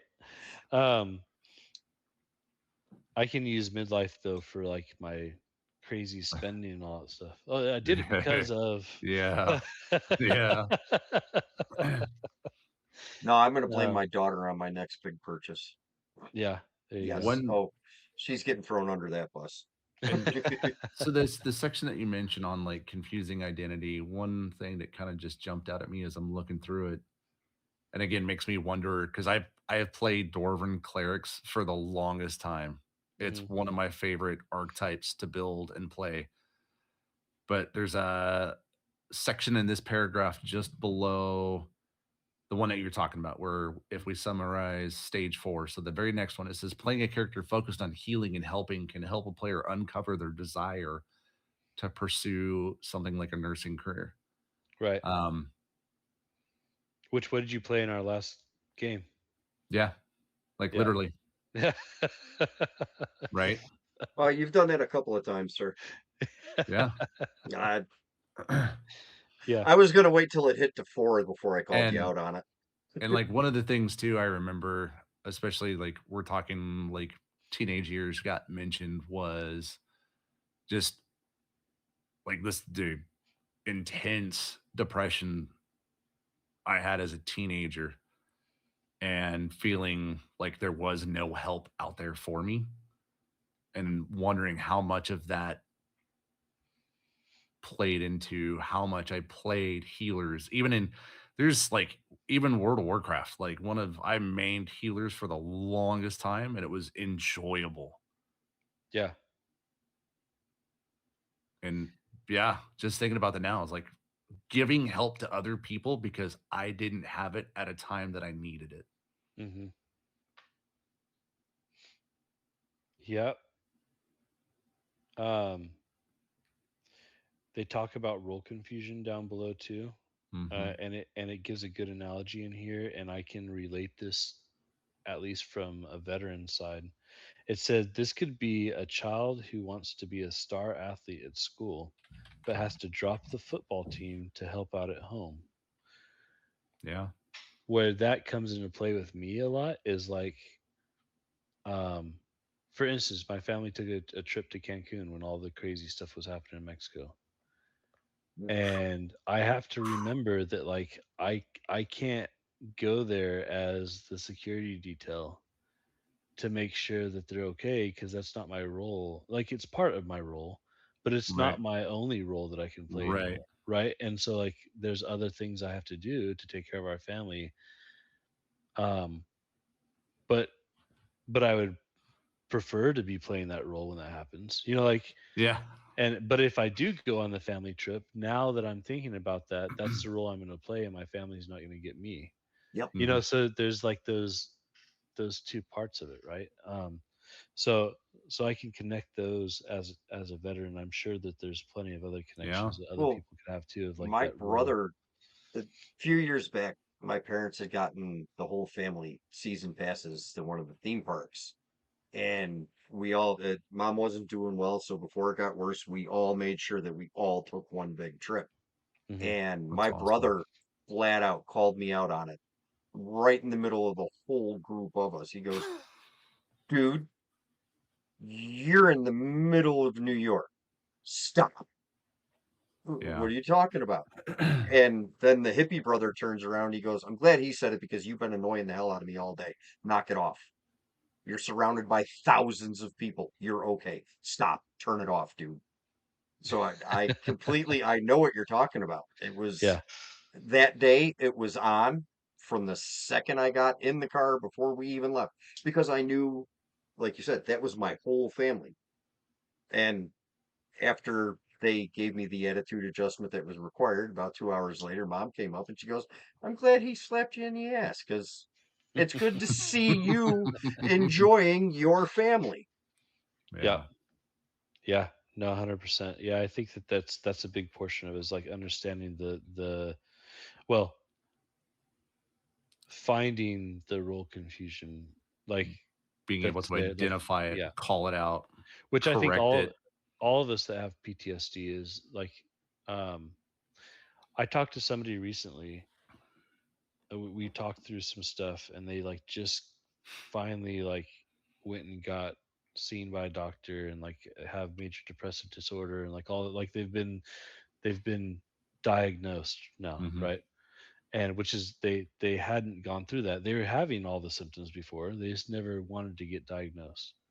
So they finally went and got diagnosed, and they said, well, now they're going to put me on medicine and all this other stuff. And I said, yeah, but the good thing is like you have that medicine to help you think clearly.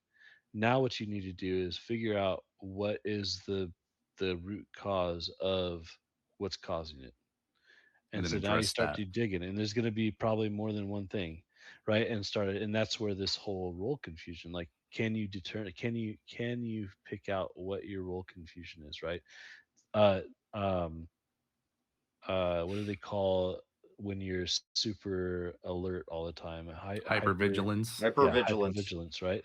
Like I think all of us have that, right? Guilty. And I know, like, my head's on a swivel all the time when I'm out with my Yep. kids and stuff, and, like, can't Still sit with sit. my back to the door. I Can't was just about to if say it. if I do, there has to be like a mirror in front of me that I can see that, like, and even then I'm uncomfortable, and, like, like, there's all these things, right? That, like, Identifying multiple egresses. yeah, Yep. yeah, Yeah. or who is, like, the weakest in here that I can get through if I need to get us out, or, like, like, all Hmm. that stuff, right? Like, Or just who am I identifying putting in stuff. my back pocket when I need them? Yeah, That's yeah, another one. exactly. And, like, but when you're on vacation, those shouldn't be the things you're thinking about. You know what I mean? Like, Yep. and that's the role confusion, is like, oh, you're in this mindset, you can't break it. You still think like this is my job, but really, like, that, uh, that cop that's working over there, or the security details that's there, or whatever, is doing that job for you already. Yeah. Like, chill out a little bit, you know. Yeah. So, because I know that, like, when we were in Vegas, like, that was a big thing for me because it's so busy, and, like, there's a lot of hard places to sit with your Hmm. back to, like, a wall, and being able to face a doorway and all that stuff. That was tough for me to deal with while we were there.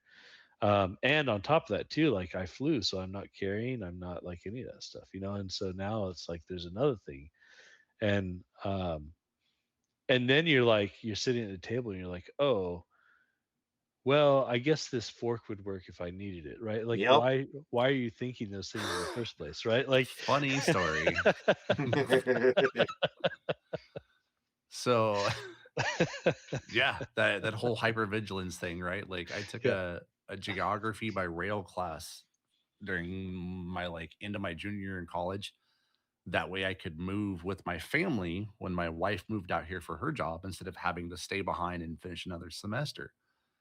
And this was right after all those acid attacks happened in the UK.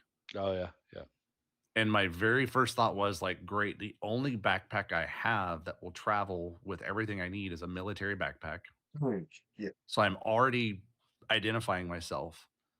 I'm in a foreign country and I have no means of, like you said, self defense that I usually have in the States. And I ended up pocketing a steak knife from a restaurant that we went to the first night. And I right. kept it the entire trip. And then before I left country, I freaking just slipped it in some random diner as an extra knife. Like it was like like my one friend in that class that I told about because he was really young and naive. I was like, look, dude, anything happens, just stick close. Right. And he didn't understand it. And like Well, he gave me a hard time about it. And like he ended up getting jumped in Spain and like hospitalized. Mm, And I didn't learn about that till afterwards. I'm like, I felt bad. I was like, damn it, man. I told you, like, this is what to look out for. This is what not to do. You didn't listen. Or like, if I was there with you, that wouldn't have happened. right. Yeah. That's another big one, is like, if I was there, Hmm. like, like, and come to, like, even with the medical stuff, Corey, you're talking about, like, there's a lot of people who are like, if I could only have been there before they passed, or if, like, there's not much else, if they have medical care that's taking care of them in the first place, they're like, yep. what additionally you're Hmm. going to be able to do for the person. But that's a whole role confusion of, like, Yep. would it make a difference or not? So anyways, I know we've been stuck on this one for a while, but Mm. I thought it was a heavy Well, we never section to take think all about. tangents. Yeah, right. I mean, it was still relevant. Yeah. Absolutely. Um, and it talks in here of playing a character focused on healing. I think you talked about that. Yeah, helping Yeah. Yep. can help a player. Yeah. Um, engineering classes, all that stuff. Okay, so that is that section. So on Yep. to anything else in that section for y'all. Nah. Nothing So major. No. psychological benefits of ailments. Oh, alignments. I'm sorry.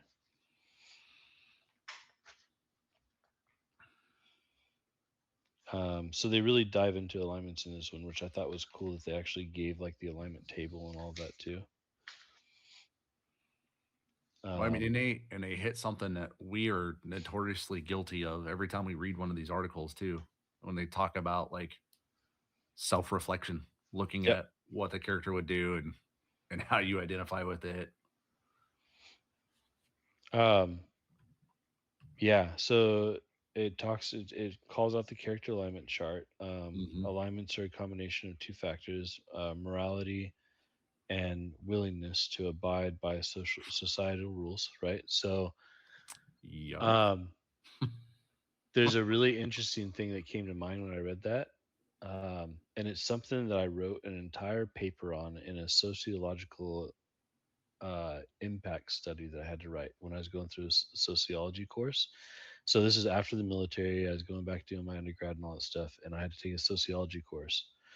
And during my sociological impact uh, paper, which ended up being like 62 pages, um, one of the sections that I talked about was uh, how ethnocentric the United States is, and like how we view other social norms in other places as like that's so bad, like I can't believe you guys do it that way because this is the only right way, like that Yep. Hmm. whole ethnocentrism of like there is no other social norm that's better than what the United States has. um I can, and yeah. there's plenty of other countries that, like, when I was studying Chinese, like the word for China is literally central country, Yep. like because they see themselves as the center of the world, Hmm. like, and then look out from there, right? So it's the Look same at thing, right? Like, look so at your old the pull down maps in school. mhm. Hmm. Yeah, Look at ours. Look at one from England. Look at yeah, one from Because yeah. yeah, You're yeah. centralized. I Yeah, I could get real nerdy on this because that was like geography and mapping was what I went through schooling for, and the projection that we used for mapping and presenting the globe was very U.S. centric. yeah, Mm-hmm. yeah. That's so. Anyways, I thought that was interesting that they called out the morality and willingness to abide by social rules. So, Oh um, yeah, or absolutely. societal rules. Because even if you don't abide by the societal rules, and even if you don't follow a moral code doesn't mean that your alignment's not going to shift. You know what I mean? Like, so that's and you can play characters too that don't know. Like I've seen people play those characters before where like they have no idea, like they play that character that way on purpose. They're like Hmm. no idea that that's morally incorrect, and I don't understand why it would be, you know. So um but anyways, anything one, two, three, anything past the fourth section that starts with autism for you guys? Anything you guys caught in there? I mean, nothing that we haven't already kind of Yes. already hit on. So that fourth section, there was one that I highlighted. No person is one alignment all the time, just as is no TTRPG character is one alignment all the time. Yep. Absolutely. Um, so yeah, I thought that was interesting because you're always teetering one way or another, right? And that one thing that you do could push you over the edge to the other alignment. And same thing in real life, right? Like the choices you make, right? And I think that's an interesting call out here. They don't talk about it, but it would be like telling, like what I tell my kids all the time, like the choices you make an impact on who you are, like what happens Yep. next, like the choices and the friends you keep, the choices in whether or not you decide to go to sleep tonight on time, the choices on like all that stuff, right? Like Uh-huh. the Like to have Yep. that talk sometimes. so so anyways, like Yeah. that's a big part, right? Is like the choice that you make on how your alignment's going to be impacted determines on the outcome of how others are going to perceive you, right? So anyways, I thought that was an interesting call out there. Anything else? The self-reflection part you talked on. Mm-hmm. Mhm. I Um, did and I have like a I did have a useless side note for the coffees on the chart that they didn't hit this nail on the head with the Irish coffee. no.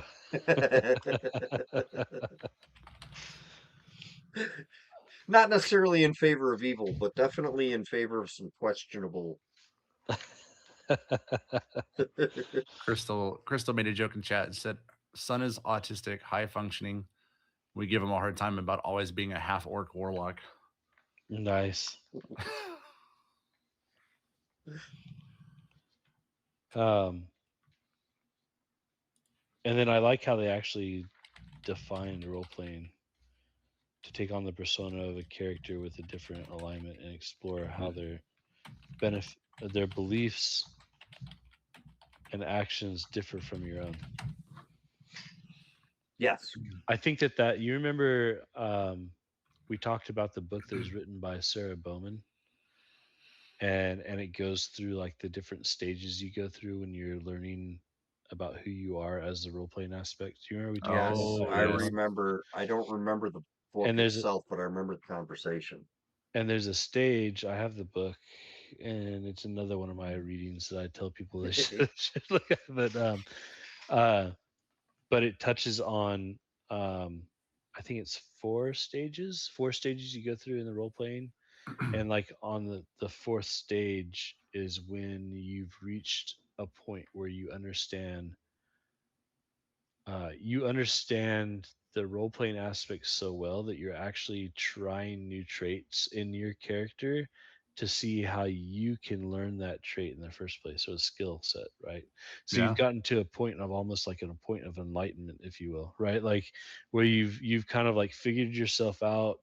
You know who you are, you're comfortable with who you are, you're comfortable with the things that you want to change, and now you're taking steps in actually watching how people interact with your character at the table with Mm-hmm. these skill sets or these things that you put in, right? Which comes back to that same section of like, kind of going through the alignment side of it, like how I'm purposely picking this alignment to see like how people interact with it and like what Yeah. happens when I make this change. It's um it's that whole safe sandbox of exploration. yeah. Yeah, and it's coming like one of the I remember um I remember taking it right after the military. I was still like in that mindset, heavily in that mindset, and I took a course on ethics, and one of the questions was, if you're in a bunker, it's a nuclear bunker, and you had like five different people, a doctor who was older, a pregnant woman that was like in their mid ages or whatever, a younger person. There's like all these people you had to look across, and you're like, who do you save and why? And you have to go down the reasoning. And I remember like I chose this like younger person or whatever. And my aunt, like when they asked why, I was like, well, the older person's going to slow us down. The pregnant person's going to eat all our food. They're like, like I'm going down, like, and it was all Yep. logic, right? And people are looking at me like, I can't believe you just chose like that way, right? Like, what are you thinking? Like, how much of a horrible You're a person are you? Yeah. monster. Yeah. Yeah. And I remember the professor stopped and he explained to everybody. He's like that is exactly like this type of mentality and the way that you're Yeah. trained to think Hmm. when you're in these certain situations of Yep. and I can't remember all the Survival. different Yeah. classifications, but you have the different classifications of how you make a decision. But anyways, yeah, it brings me back to that same thought process of like the reason I bring that up is if you're role playing through a character, you can then say, okay, I'm going to make this decision. If I make this decision, how does everybody look at me when I do that? Like, you know, um, without having to throw it out there as yourself doing it personally. So, anyways, goal setting was cool. It talks about goal setting in here. So, like, if you're trying to teach somebody how to set goals and like achieve them, that's another section you can use for alignments. like Yep. they want to become a better person, or they want to, like, whatever that is. um, and problem solving too. Like, if you have somebody that's fallen into a bad alignment, like, how do they get out of it? Like, what's that problem they have to solve to get back out Uh, I love a good redemption story. That's all I'm gonna say. Uh, Yeah. like if you want to draw me into like reading something that you put out there, just make a good redemption story. of That's all you got to do. I'm sold. it? Cool. Anything else in that section for you guys? Not through that part. Mm-mm. So next is what, therapeutic Therapeutic encounters. encounters. Yeah. Yeah. I mean, Yeah, I have two highlights in here. and I felt like Corey and I were kind of talking with when Jack was still hanging out with us before the podcast even started. This whole article, and I'm glad Mike picked it for this exact reason, is it reads and feels very much like review. It's Yes. lots and bits of pieces which we have pulled from other articles that are more in depth because it was specific to that.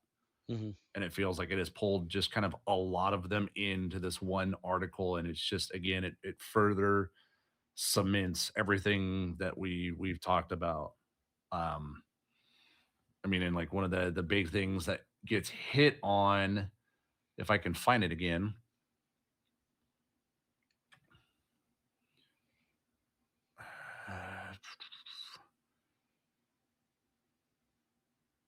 you can move on to somebody else while I look for this. Sorry, I just found it and then lost it. Corey, you have anything? I've got a couple of pieces in No, there while we were what do you talking. got, Chris? So one of them that I highlighted says, There among it a is. small group of trusted gamers, your client can test their performance in social situation outside of their usual comfort zone. So, um, not just alignment now, but how you socially interact with your group, Mhm. right? Like the social ticks you have, or the social like interactions, or how you come across with something, or understanding how, like, if you're somebody that doesn't know how to give like good social cues with body language, like there, like, and I think that's a big thing with one of the we've talked about it before, like eventually I want to open up my own game store and have like an early entrepreneurship program and do some like a separate nonprofit that focuses on younger generation. One of the big things of that is social interactions and social adjustment, because you don't have as much of it anymore, because it's hard to show body language through a text, right? Like, and that's what they Yeah. do now, they text, right? So like, Jeez. and like they text back and forth, right? And they're the body language now is emojis. Hmm.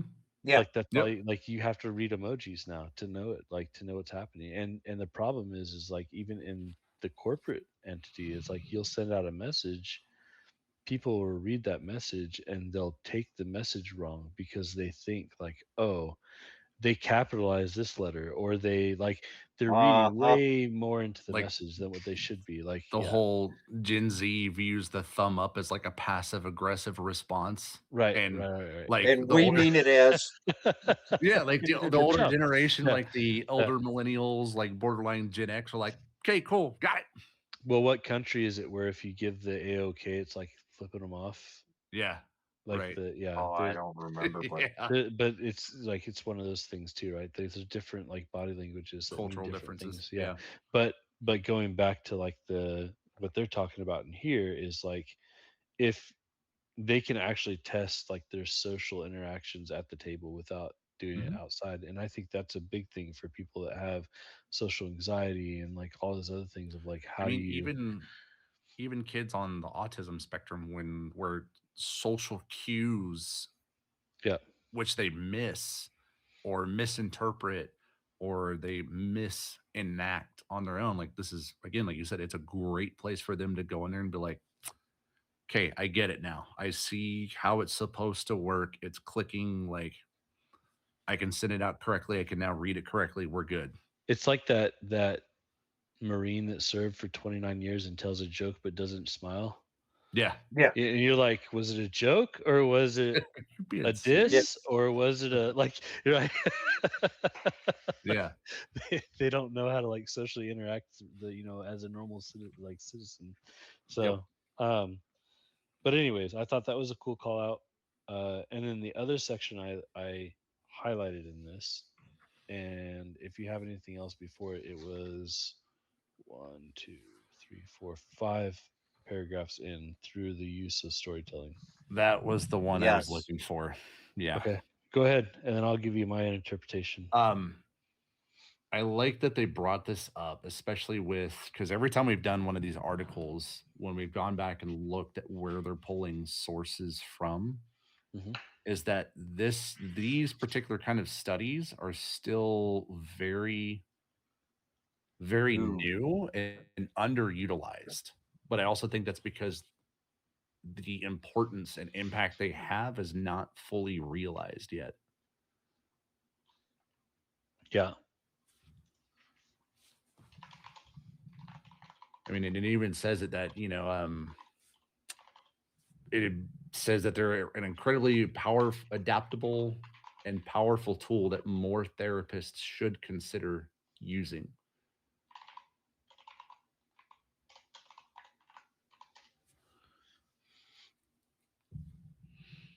I mean, they even list Um, a couple boards that are starting do to like recognize. yeah, nationally accredited and certified, and yeah. I think that I bring it up a lot.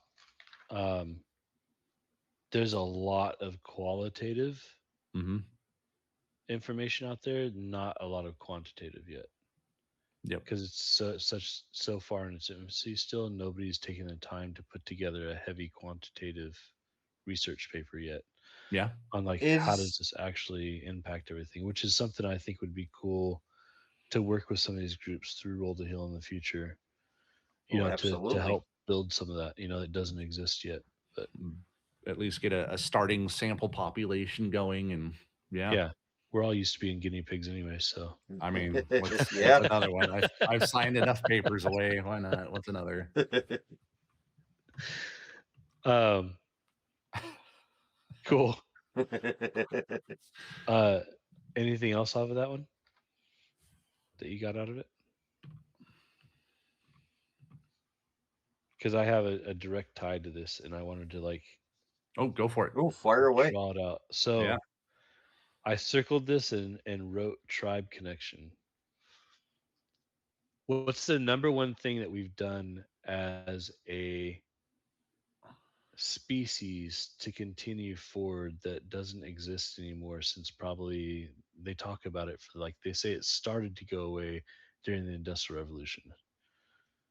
The number one thing that kept us going, that improved us and continued to make us better as a species. Food sourcing. Mm, I don't remember. Storytelling. that's why I was wondering if it was going to be So how Oh, yeah. so how storytelling or staying connected. which is still story, like you're being connected Right. to your story, right? Yeah. But how Yeah. do you grow and learn from things that have happened over years and years and years and Yeah. years and years? If you look at it from a tribe standpoint, the medicine man or whoever it was that was at that point, the one that was supposed to pass on the wisdom, the what's the word? I'm not medicine man. Shaman, Elder. Yeah, exactly. elder. Elder, Yeah. whoever was like the wisdom person of the group Hmm. was supposed to pass on what happened previous to them, and before Yep. them it was passed on, and before them it was Hmm. passed on, and to keep it from becoming a game of telephone, they learned it over and over and over and over until it became time stamped, because they didn't necessarily have a good method of recording the information, right? For Yep. a long time before we Yeah. had, sophisticated writing methods and good places to store information and everything else, like it was Yeah. just it got passed down. So our brains are hardwired to take in information and automatically learn from storytelling, if you think about it that way. Like Yeah. we've Yes. evolved from storytelling, so people take that, and so one of the heaviest things of a TTRPG is the storyline, telling the story of what's happening, right? And so, but the story doesn't unfold unless you role play the character at the table. Yes. So, so you're creating the story as you're going, but It's you're still telling a story. it's the whole collaborative storytelling. Yeah. Yeah. And so I just wrote in, it's a different section, but yeah, so I highlighted that. And it says through the use of storytelling, game mechanics, emotional distance through Hmm. use of player character, TTRPGs seem to be an incredible, adaptable, and powerful tool that more therapists should consider using. So, Yeah. um, but yeah, I think a lot of people forget that that's like what kept us going as a species for so many years. Thousands and Yeah, thousands. Yeah. yeah. I mean, it's just, and we still do it. It's just in a Yeah. different methodology now. Yeah. Different But it has mediums, been different. lost, right? Because you still have that. They say that there's a lot of disconnect, and like the reason that we have so much anxiety and depression and all those other things is because we don't get to go through the um what is that called, coming of age and all that stuff that they used to Hmm. Hmm. do, and all, like, but all of that is storytelling, right? Like you Yes. learn as you're growing, like, okay, I'm entering into this coming of age now, I have to go off with the elder and like learn about what happened before so I can pass it on to my kids when I get older. And now you've been given that like key, if you will, to like open up the next portion of your life to become a man, right? Like, Yeah. or a woman, either like however you look at it, either way. And that's lost, right? Like nobody gets that key anymore. And so that process, there's a whole book called Iron John that we can go through eventually at some other point, but it talks about the loss of the key, like what you lose the power of that transition. That transformation. Yeah, of becoming a man or becoming a woman. And a lot of it is through storytelling that isn't done anymore. So, Yeah. or the story is told Too early or too late. well with a different intent too, Yeah. because the whole idea with the industrial revolution is you have to buy this product, you have to make this much Yep. money, you got to work for this person, you got to go to this school, you got to like, right? So now that's your coming of age, which is just feeding more anxiety, right? Because now you have to fit all of these things, whether it's, Statuses Well, and yeah, that and there's a looks. much larger matrix to be measured by now. Yeah. yeah. And there's So a You're not only measured by your tribe, you're measured by, look at us now, half the well, planet. there's I would say that This, anybody on the planet can see this. I would say because of that particular style, I would say that there's a rift in the whole tribe. mhm, Hmm. yeah. And so where I'm going with this, like Yeah. long story short, is um when you use storytelling at the table, you can build camaraderie and community that you can't build in other ways. Oh, So you can play absolutely. video games all day long. You can play board games all day long. You can meet up at car clubs all day long. You can like whatever you want to do, that's fine. But if there's not some aspect of storytelling that's involved in that, it's not going to hit you and impact you in the same way. I'm going to be thinking about that now. That was a big part that I took away from that, like that one little section.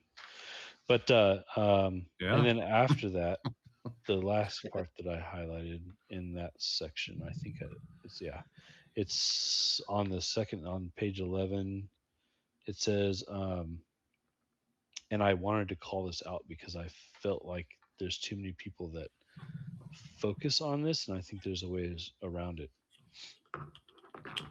However, it is cautioned that therapists and other GMs who aim to use this in therapeutic endeavor require significant training in order not to harm the clients they seek to help. We've heard this from a couple of people, and a lot of people that we get this from have some type of a therapeutic background. Hmm. Hmm.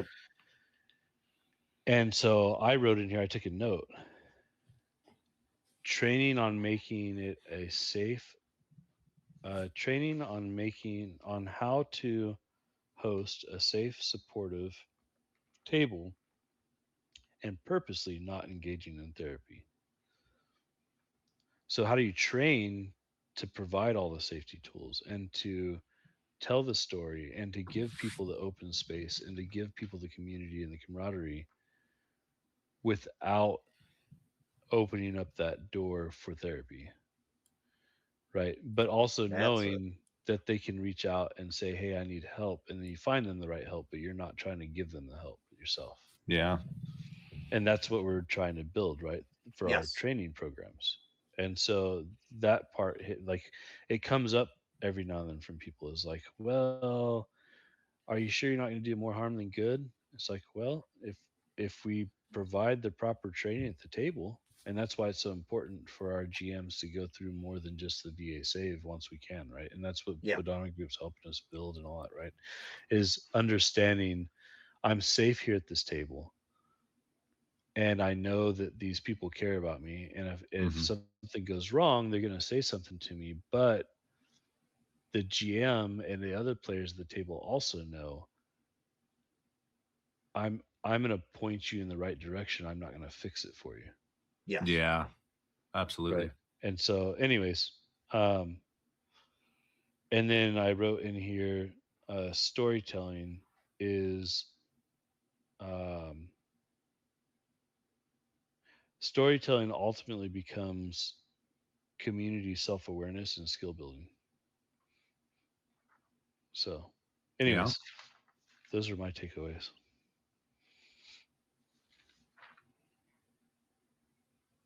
Once again, Chris nails us some food for thought. As much Um, as Max and I can babble, you quantify, not quantify, that's not the appropriate word. You can definitely stop us and make us think. Yeah. well, that's good. Some very deep concepts to reflect on. Once again. Yeah. Well, it's important though, right? Like to look at it from that lens Yeah. because people ask all the time, "Well, what does roll to heal do?" Hmm. And it's like that.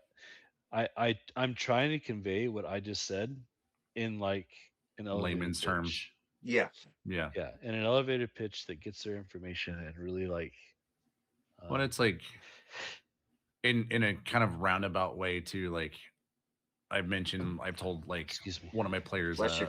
story from my last group where it was very, very dark, dark moment in the game, and like it was a whole like torture scene that everybody like signed on, like, oh yeah, absolutely, let's do it. But like the preface into it was like, look, it's okay to not feel good about what's happening, Hmm.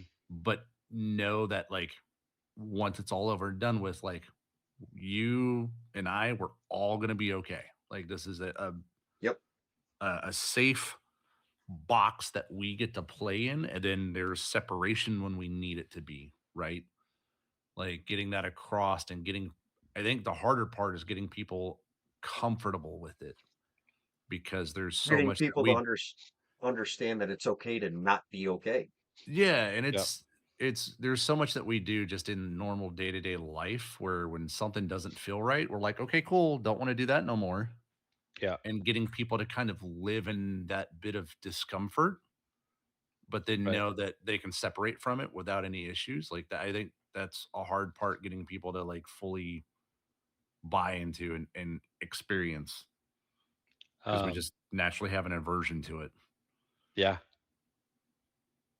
In this day and age, it's easy enough to turn it off. Yeah. Oh, And I don't that's like where the that. whole Click. like deck of player safety and script Hmm. change that we're going to use and all that stuff comes to play too. Is like Oh, absolutely. if there is something that you feel is beyond where we should be, or that you want to talk through, or you just want to go past, or Mhm. you don't quite grasp why we're doing it, or like whatever, any of that stuff, right? You can either rewind and like get more information about what's happening because you aren't catching on to what's happening. You Pause can it. fast forward, or you can pause it Yeah. and be like, whoa, wait a second.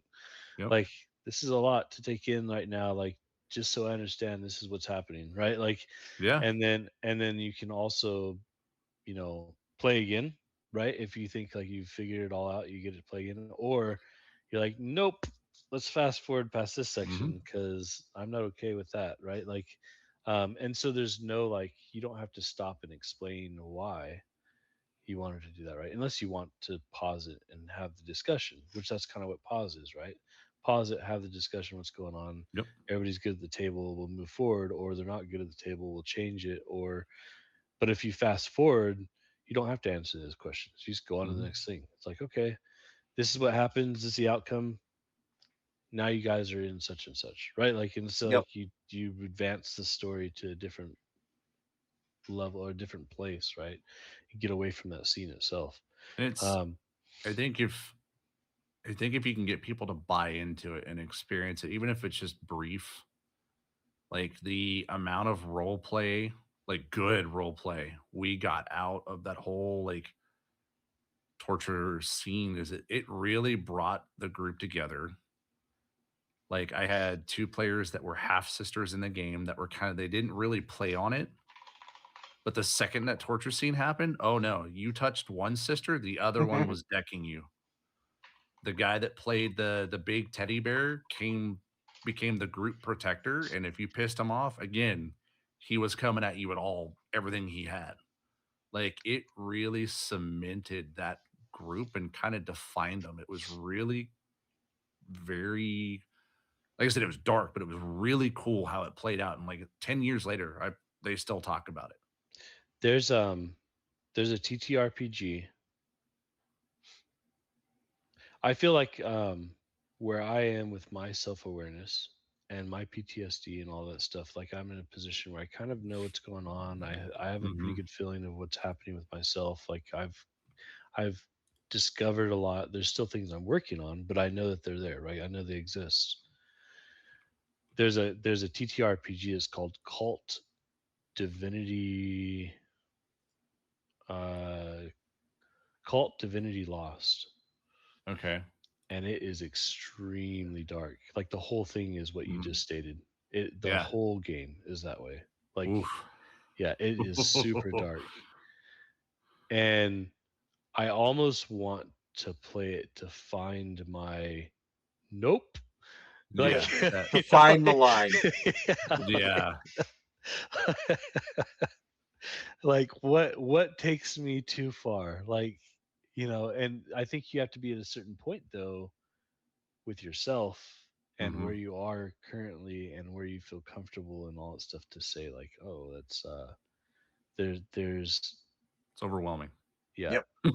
but Yeah. there's something you can be learned from it, right? Oh, absolutely. Oh yeah. And so anyways, that's something that eventually I'd like to find a group. I think you'd have to be the right group. You'd have to do a really good session zero. You'd have to have all the safety tools in place. But it is, yeah, I well the blurb that I picked up on it, That is one that it's you got to have a high trust within the group to do. Yeah. yeah, it's a modern horror game where humanity is trapped in an illusion, kept captive by a demiurge. The setting is notoriously dark, dealing with madness, visceral gore, and existential dread, often considered to surpass the horrors of RPGs in intensity. So, All yeah, things I like, wanted in a role playing game. Right. Jeez. but like I said, I think when you're at a point where you can like push yourself a little bit, you're like, oh well, this like Go on a small journey of This self is the discovery. it place to it's discover that line. it's Yeah. kind of it's kind of like taking selection or what they like the Marines call Q course or whatever, right? It's Yeah. it's finding your limit. What's Yep. your limit? Like how many hours can you stay at before you start to really hallucinate? Like those are the things you learn like in your SEER courses or in your like all that stuff, right? That you go through is like all these things that you take when you go through the special operations training and stuff like that of like what's the full limit, what can your body experience. It's not Hmm. necessarily to see if you can pass, it's so you understand when you're in that situation 10 years from now that's the worst possible outcome, how do you deal with that, like Yeah. Yeah. Yeah. um so anyways, that's the reason I would want to play it, is more of like finding that like limitation of, again, what's my nope factor. You know, And yeah, No, I, and the fire service, they called it getting comfortable with feeling discomfortable. yep, yeah, yeah, Like, doing confined space drills and having to do search and rescue and like zero visibility and like learning what that is. And okay, yeah, cool, you're disoriented. You have no, yeah, you you've you got have nothing. no Good luck. no orientation to this room. You don't know your exit. And oh, by the way, your buddy's pass alarm is going off and he's possibly down. Now you got to find him and extricate. How do you do it? yeah, And it's like every stressor they can throw at you, they throw at you. Then they're like, and blindfolded, go. yeah. Yep. Well, it's Yeah. A- same. Yeah, I mean, And same then thing as just like when you think you're winning, they throw a bundle of wires on you. a Yeah. yeah. Yeah. Well, I mean, you go through that through physical stuff too, right? Where they Yeah. purposely say like, okay, you can't shoot with your right arm. We're gonna tie up your left arm. It's gonna go numb, and now you've got to hit this bullseye a certain amount of times in a certain amount of time limit, Yep. in order to pass this course or whatever. Because worst case scenario is you took it through and through, your right arm's gone, like, and now you've got to shoot with the through and through arm that has no feeling, you know. Yep. So it's can happen, right? And so um it's pushing that limit. So anyways, Yeah. where I'm going with that is like that Mm. would be one of those things, is like getting to that level. But going back to the storytelling aspect of all that and understanding like where are you in that aspect of your self-awareness. So, and trusting your group. Hmm. That's the Yeah. big That part of it. that would be a very high trust group, I think, for that one. Yeah. Cool. Anybody else have anything in there? I think this was a good kind of review article Yeah. for having having Blix out and for us to have something to kind of fall back on once Jack had to bounce because of being a busy man that he was today. I Cool. had something on my mind as far as things that I wanted to look at possibly doing for future Okay. articles or like reading. So one of them was what we talked about earlier, which I think you took a note on, Corey, um, or somebody took a note on it. Trying to think of what it was now. It's been a few minutes now I since we talked about it. took a bunch of notes tonight. Bad Just was the the bad thing, yeah. So figuring Yes. out like where bad came from and what motivated that. The other would be, uh, are there any articles that specifically dive into more of community camaraderie and storytelling aspects of Mm, TTRPGs within the therapeutical realm or within just TTRPGs in general? Like, is there this like group that's been play? You hear about those groups that have been playing for like 40 something years, whatever. What's the relationship like compared to like your normal group? Like understanding mhm. like what is that difference, and has there been any studies done on what that camaraderie looks like because of the tie to the storytelling that happens at the TTRPG level? So, anyways, Like a bigger question be, are there enough groups to study that? yeah. there should be. Yeah, I mean, I would think there Yeah, would be, right? Like, especially but because I know of one that does a stream, but they have like the longest on record, the longest standing Greyhawk setting that yeah, but I still think goes, and you it's would been like have 40 something years. you'd have two test groups, right? You'd have like a group that does play Hmm. TTRPGs and a group that doesn't play Right. TTRPGs, and then just like or a group that does play TTRPGs and a group that plays like video games and a group that doesn't play either. Like, and so you Yeah. have like the three test groups to see like what's the difference between the camaraderie level between that group of Mm. people. I okay. Yeah. You know what I mean? Like to Yep. find that's how I would foresee the test going, anyways, from more of like a psychological standpoint. Um, anyways, uh, I'm curious as whether or not there's already studies that exist out there on the The other thing would be interesting to look back at too is the war games they used to play back in the day for actual wartime, like these kings and all that stuff, Mm-hmm. would get together and they have the big tables and they would lay out like strategies and all that stuff, right? And they would teach that in a war gaming situation for when they weren't in war, right? Yeah. I'm curious as how much of that had role play in it or storytelling along the way, right? Because even when you watch like, and I don't know how historically accurate this is, but you watch like Game of Thrones and stuff, right? They go through all of that, like learning about all the other houses and like what they've done, and that's all storytelling. Yep. How much of that is like intertwined though with the role, like the war Str- gaming or the strategic, yeah, strategy and strategy side planning of and logistics of it. Yeah. that gameplay, like, and if you could capture that, like how far back does that go and what did it play a part of, like becoming a knight or becoming a, like all that kind of stuff. That'd be interesting to see too. And what was that camaraderie like there, right? The Yeah. Knights Templar and like all those others that would like literally, you know, die together before surrendering, things like that. But Yeah. No doubt. anyways. More food for thought. Absolutely.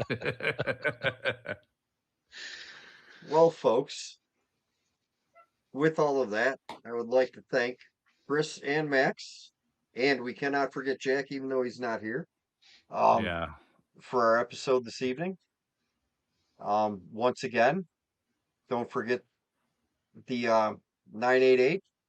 We are also doing our fundraiser for our Gen Con, so this way we can get everybody out there that we need to get. And check out those two little QR codes on the screen there if you're looking for more information. Rolltoheal.org's pile of information. Roll to Heal, or the Facebook link, there's pile there. Anybody can jump on our Discord. Well, not anybody can jump on, but if there's questions to be had, reach out on Discord. There's always someone there that can give you an answer. Yep. just Gentlemen, to just to uh reiterate on the 988. So 988 press 1 is a suicide prevention, um, and so just building awareness that it's available, and there's never an inappropriate time to call it. never. So yeah, if you feel like you need to call it, call it. That's what it's there for. So worst case scenario is you'll have a good conversation with somebody else that's waiting for a call on the other line. So And you'll So- make their night happier. Yep. Yes. Exactly. All right, Cool. folks. Thank you very much for watching and tuning in. We will see you next week.